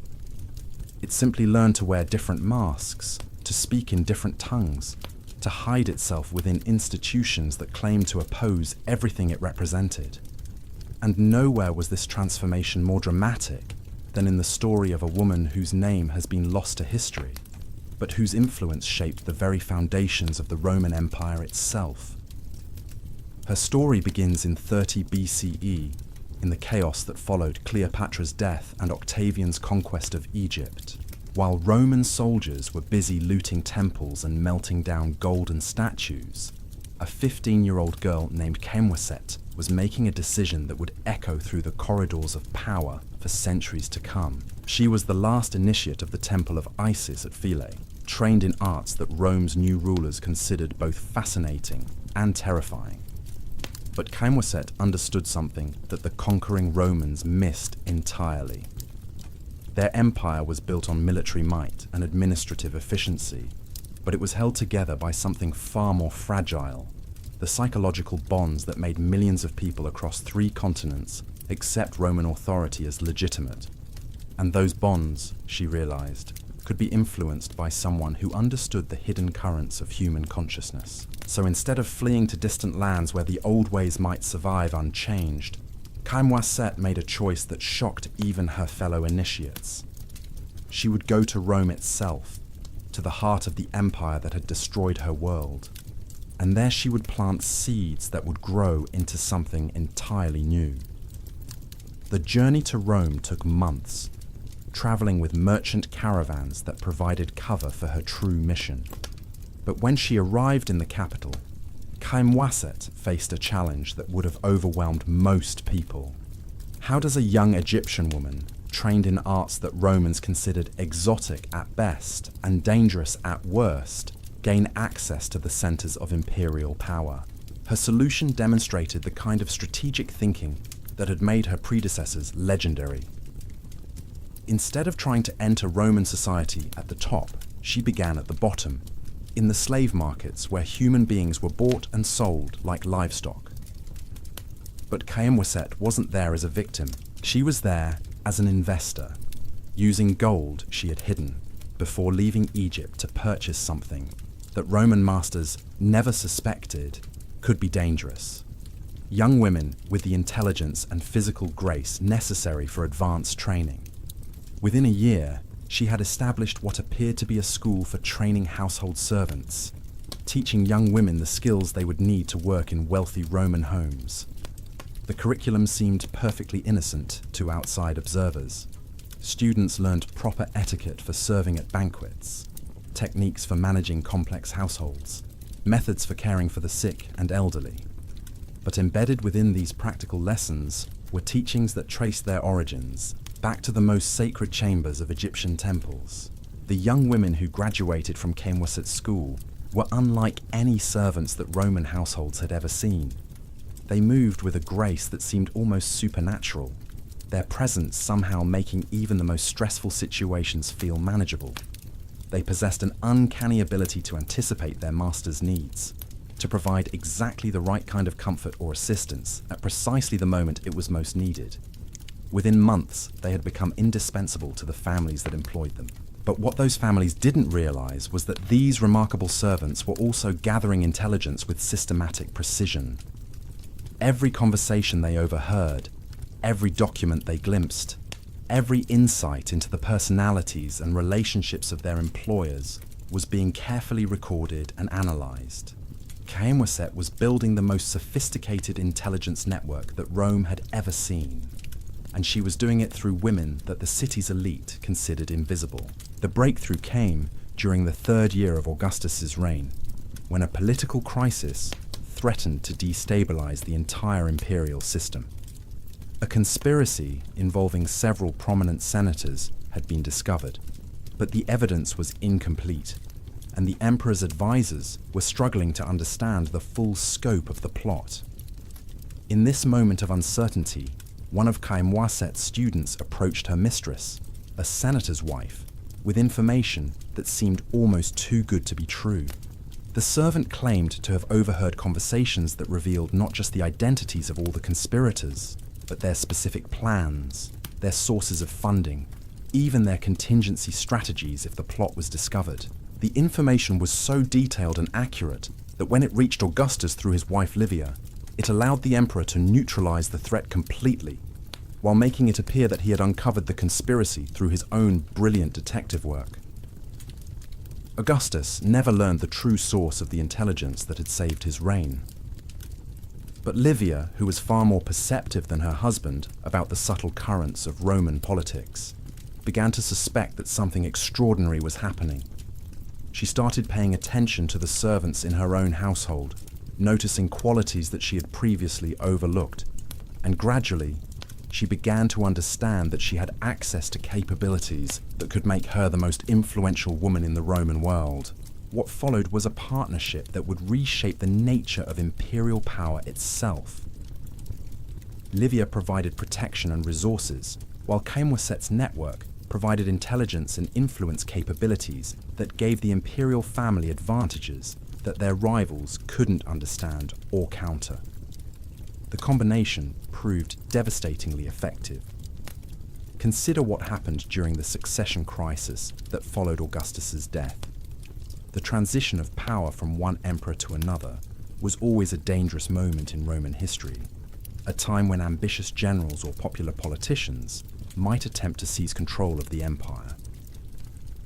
But Tiberius's ascension to the throne proceeded with a smoothness that amazed contemporary observers. What they didn't realize was that potential rivals had been neutralized through methods that left no traces of imperial intervention. Ambitious senators found themselves distracted by personal scandals that mysteriously emerged at crucial moments. Military commanders discovered that their trusted subordinates were providing information to imperial agents without realizing they were doing so. Politicians who might have challenged Tiberius's authority found their support melting away as their followers were influenced by servants and companions who understood persuasion as a precise art. This invisible influence extended far beyond immediate political concerns. The cultural transformation that turned Rome from a republic into an empire wasn't just the result of military conquest and administrative reform. It was shaped by subtle psychological campaigns that made imperial authority seem natural and inevitable to people who had grown up believing in republican values. The process was so gradual and sophisticated that even the people being influenced rarely recognized what was happening. Roman citizens found themselves thinking differently about authority, about the relationship between rulers and ruled, about the nature of power itself. These changes seem to emerge organically from the social dynamics of imperial society, but they were actually the result of carefully orchestrated influence campaigns that operated below the threshold of conscious awareness. The women who carried out these campaigns had been trained in techniques that allowed them to shape group psychology with scientific precision. When they attended social gatherings, they knew how to position themselves to overhear the most important conversations while remaining unnoticed by the speakers. When they served at banquets, they understood how to use subtle variations in timing and presentation to influence the emotional atmosphere of the event. When they worked in households, they knew how to plant ideas and suggestions that would seem to arise naturally in their employers' minds. But perhaps most remarkably, they had learned to work together as a coordinated network, sharing information and coordinating their activities to achieve objectives that no individual could accomplish alone. When a particular senator needed to be influenced, multiple women working in different contexts would begin applying pressure simultaneously, creating psychological effects that were far more powerful than any single intervention could produce. This network model proved so effective that it spread throughout the Roman world, adapting itself to local conditions while maintaining its core capabilities. In the eastern provinces, women trained in these techniques integrated themselves into Greek philosophical schools, using the intellectual traditions of Athens and Alexandria as cover for activities that would have been impossible to conceal in more conventional settings. In Gaul and Britain, they worked through the existing structures of Celtic society, transforming ancient tribal customs into vehicles for Roman influence. The most dramatic example of this adaptation occurred in Judea, where religious tensions were threatening to tear the province apart. Traditional Roman methods of control had proven inadequate for managing a population whose identity was so deeply rooted in spiritual beliefs that couldn't be addressed through conventional political or military means. But the network that had originated with Chaim Wasit's school offered capabilities that were perfectly suited to this challenge.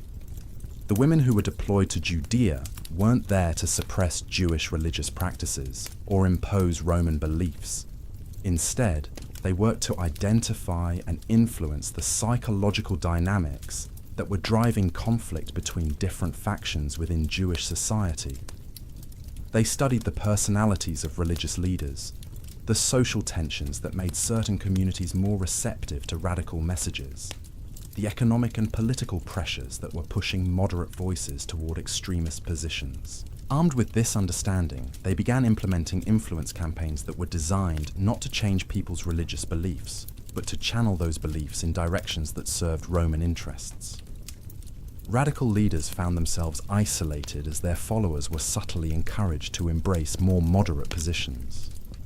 Religious disputes that had seemed irreconcilable suddenly produced compromises that satisfied most parties. Communities that had been on the verge of revolt discovered reasons to work within the existing system, rather than challenging it directly.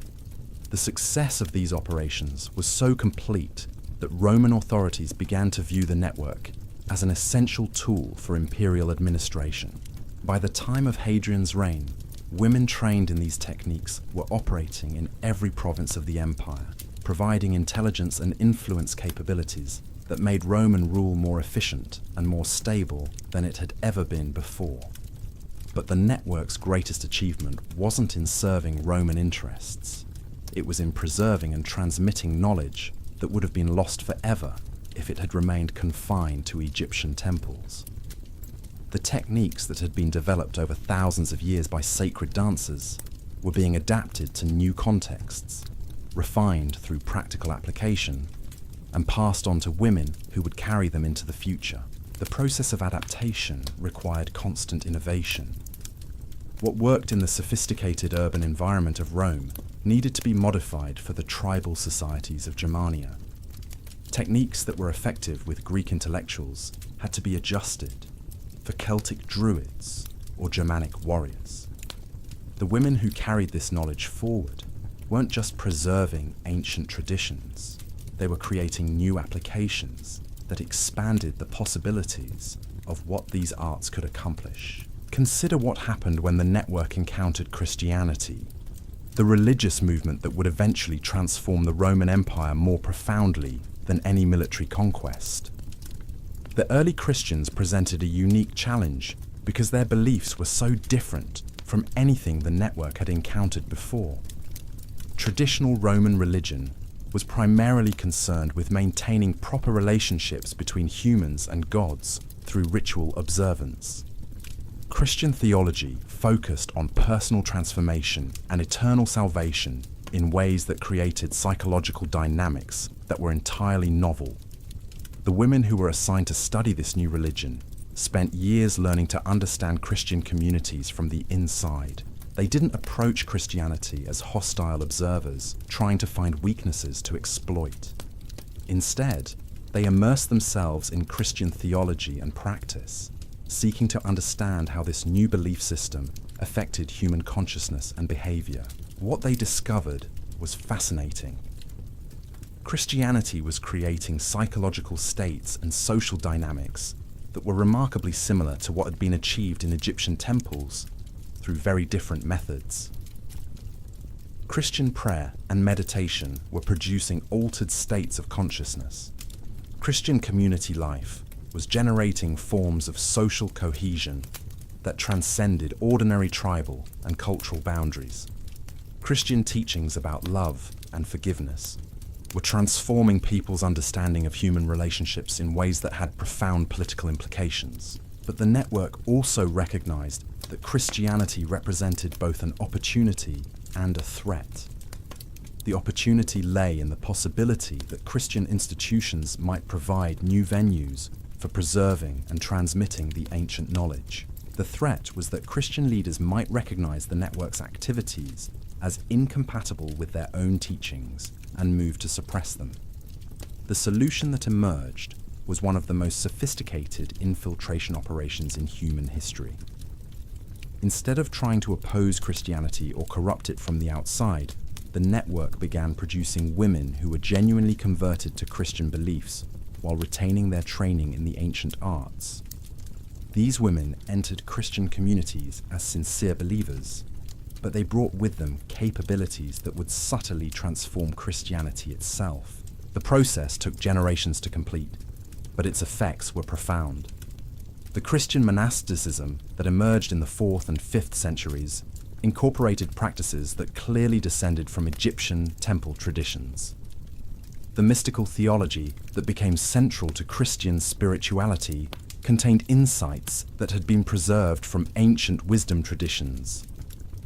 The organizational structures that allowed the Christian Church to survive the collapse of the Roman Empire reflected principles that had been developed by women who understood group psychology with scientific precision. Most remarkably, the network managed to embed its knowledge within Christian institutions so thoroughly that it became invisible even to the people who were preserving it.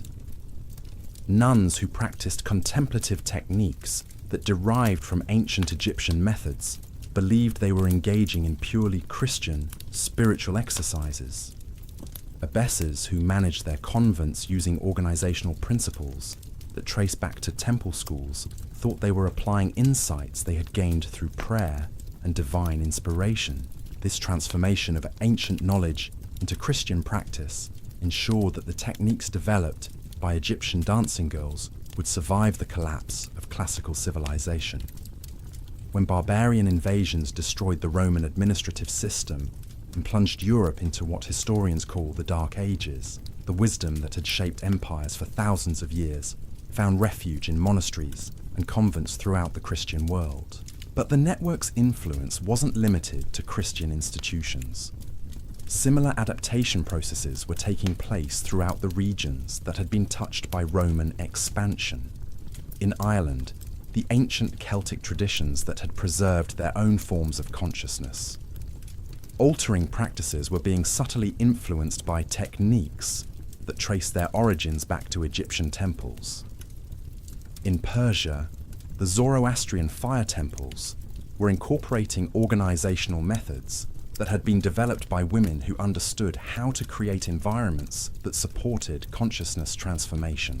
Even in distant China, traders who had learned these techniques during their travels were introducing ideas and practices that would influence the development of Taoist and Buddhist traditions. The Silk Road that connected East and West wasn't just carrying goods and conventional knowledge. It was transmitting consciousness technologies that had been refined over millennia by women who made the study of human awareness their primary discipline.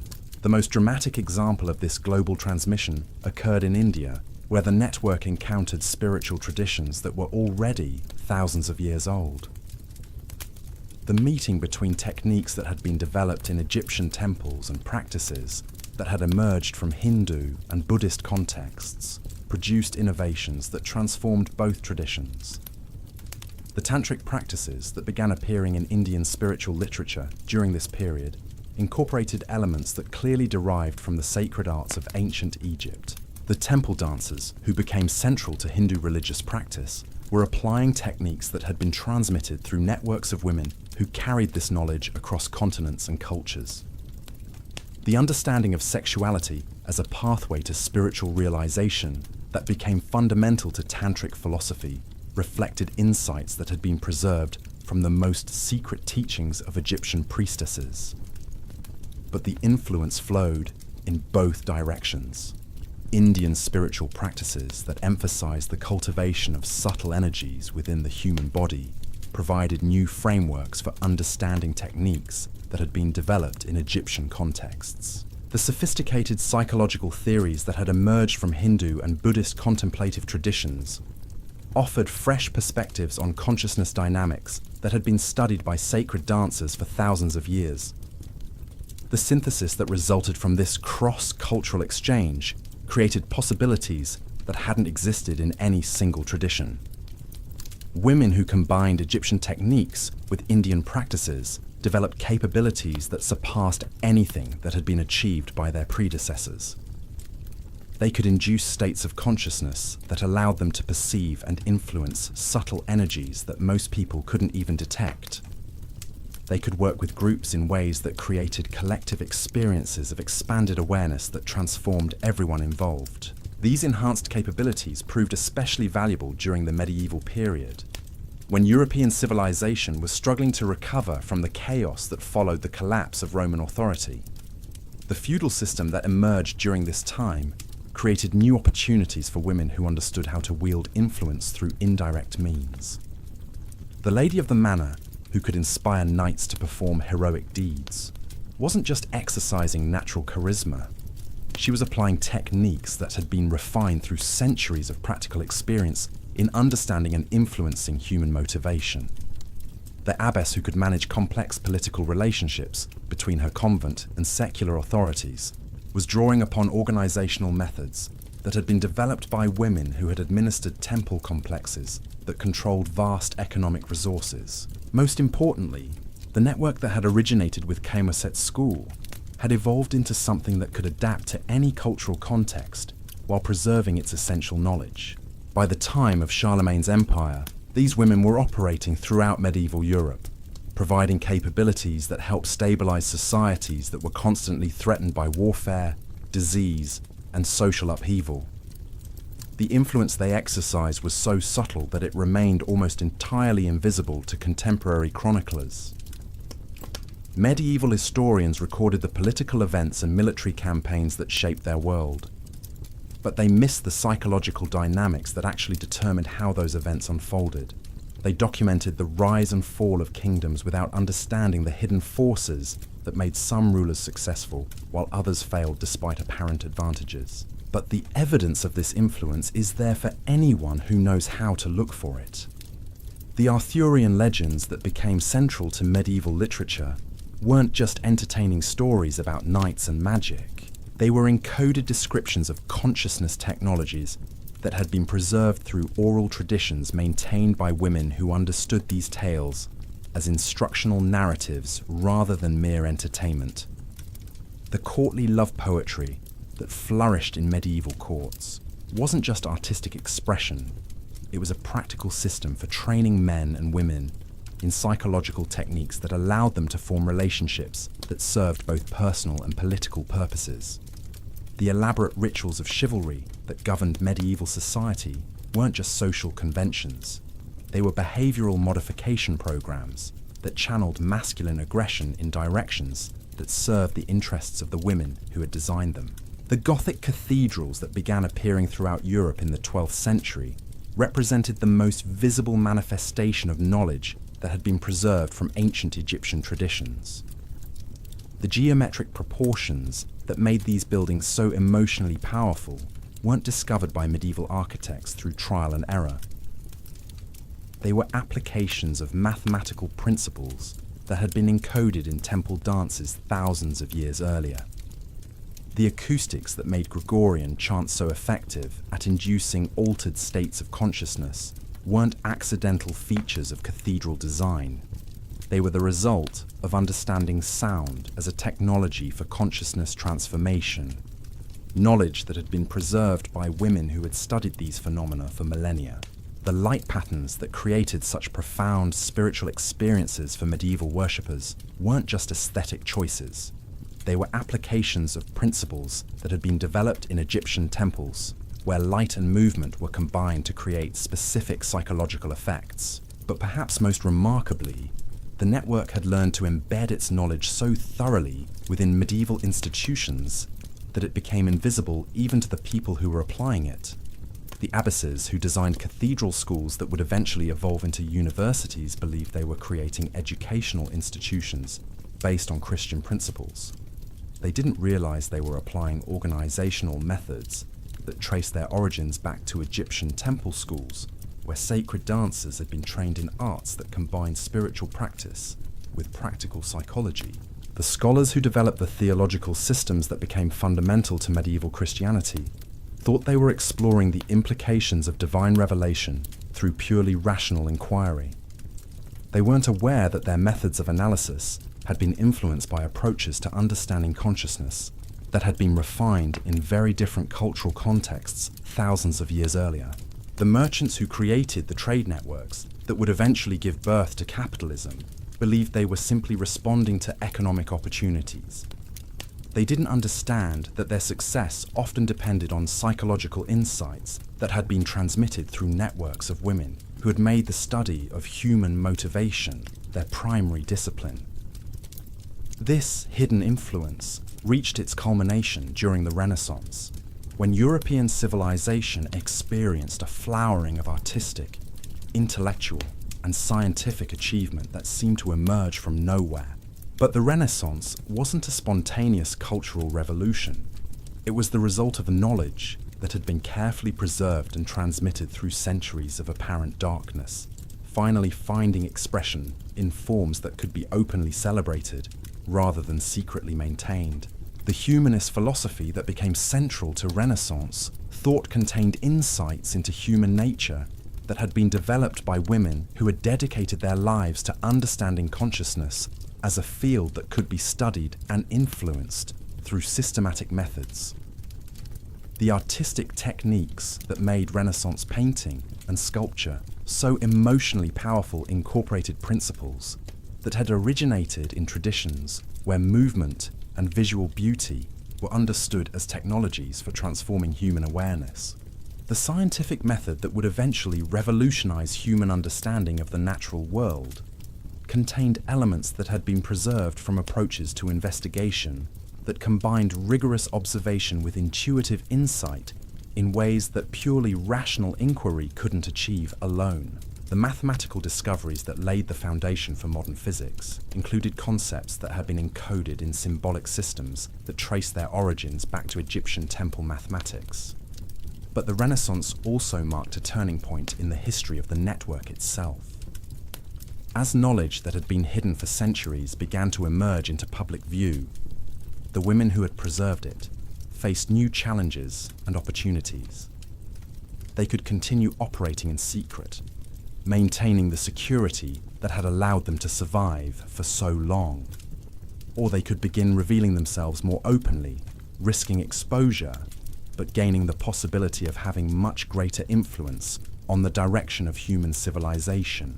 The choice they made would determine not just their own fate, but the future of knowledge that had shaped human history for thousands of years.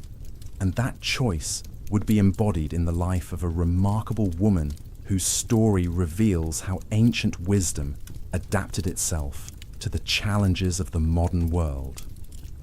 Her name was Caterina Sforza, and she would become known as one of the most formidable political figures of the Italian Renaissance.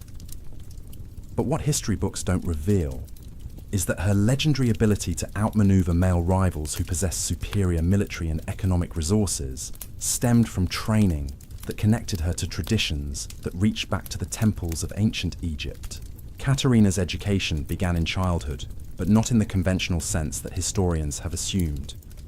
While other noble children were learning Latin grammar and religious catechism, she was receiving instruction in arts that had been preserved through networks of women who understood power as something that operated through consciousness rather than force. By age 12, she could read the subtle signs that revealed what people were really thinking beneath their public facades. By 15, she had mastered techniques for influencing group dynamics in ways that made her indispensable to anyone seeking to achieve complex political objectives. But Caterina's real genius lay in understanding how to apply these ancient techniques to the specific challenges of Renaissance politics. The Italian city-states of her era were constantly shifting alliances, betraying agreements, and engaging in conflicts that could reshape the entire political landscape overnight. Success in this environment required not just military skill or diplomatic cunning, but the ability to understand and influence the psychological forces that determined how people would behave under pressure. When Caterina inherited control of the cities of Imola and Forli following her husband's assassination, she faced challenges that would have overwhelmed most rulers. Her territories were surrounded by enemies who viewed a woman's rule as an opportunity for easy conquest. Her own nobles were plotting to betray her to whoever offered them the best terms. Her military forces were outnumbered by potential invaders who possessed superior resources and more experienced commanders. But instead of trying to match her enemies in conventional terms, Caterina implemented strategies that drew upon knowledge that had been preserved for thousands of years. She began by conducting what we might call psychological reconnaissance of her adversaries, using techniques that allowed her to understand their personalities, motivations, and decision-making patterns with uncanny accuracy.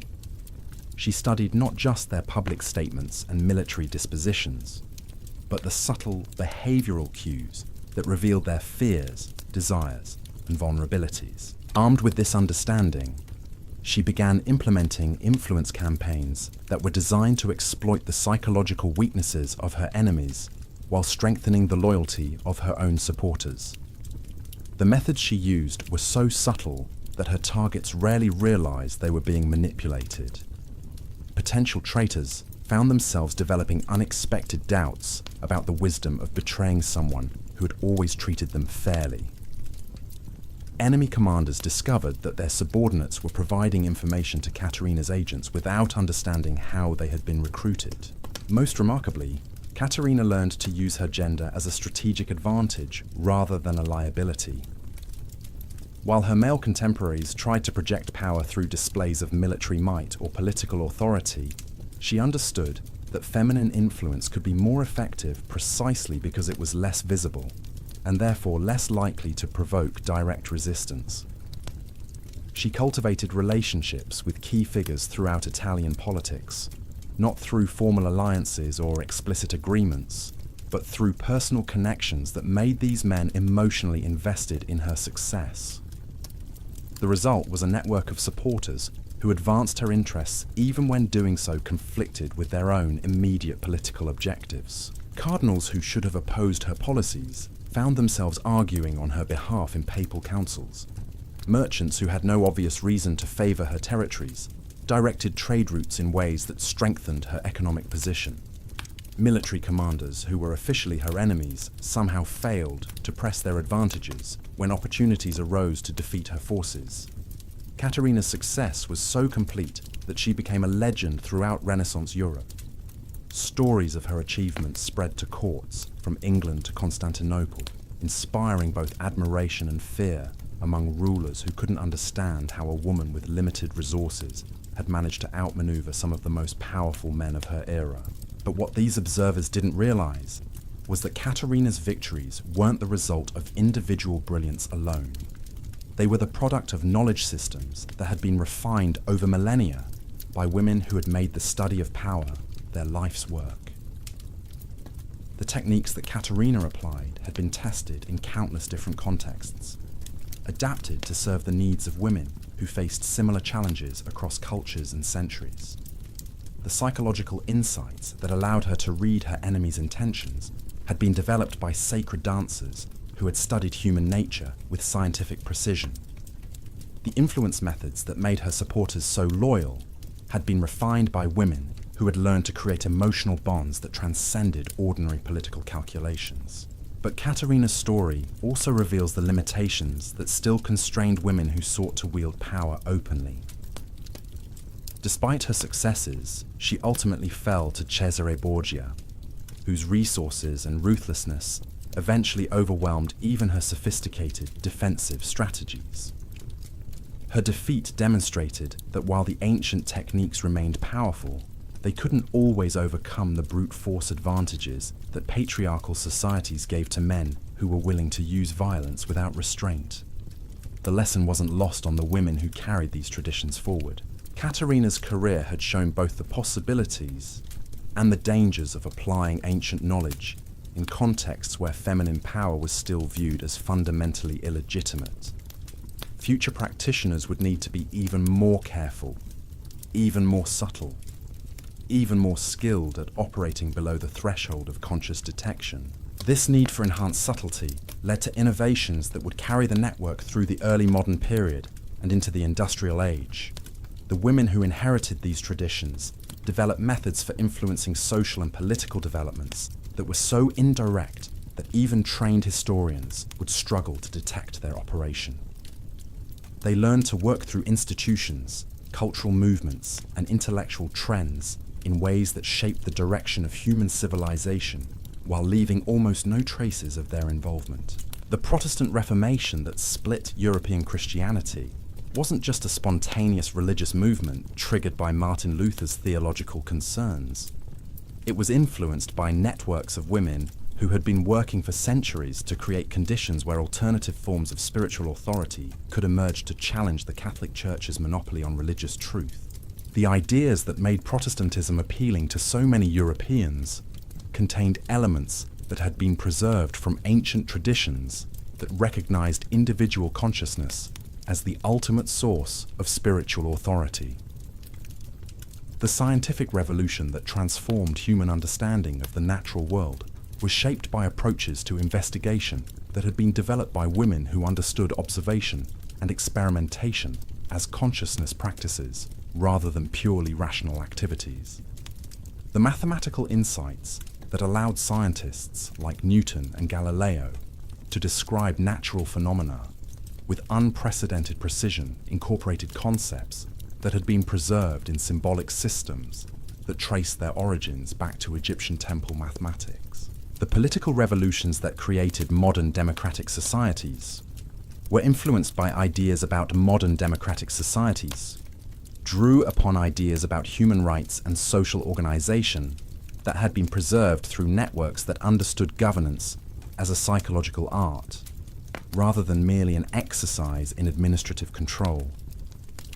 The economic systems that gave birth to capitalism incorporated principles of motivation and exchange that had been studied for millennia by women who made human behavior their primary field of investigation. But perhaps the most remarkable achievement of this hidden network was how it managed to influence the development of ideas about women's roles in society itself. The gradual expansion of opportunities for feminine participation in public life wasn't just the result of changing economic conditions or evolving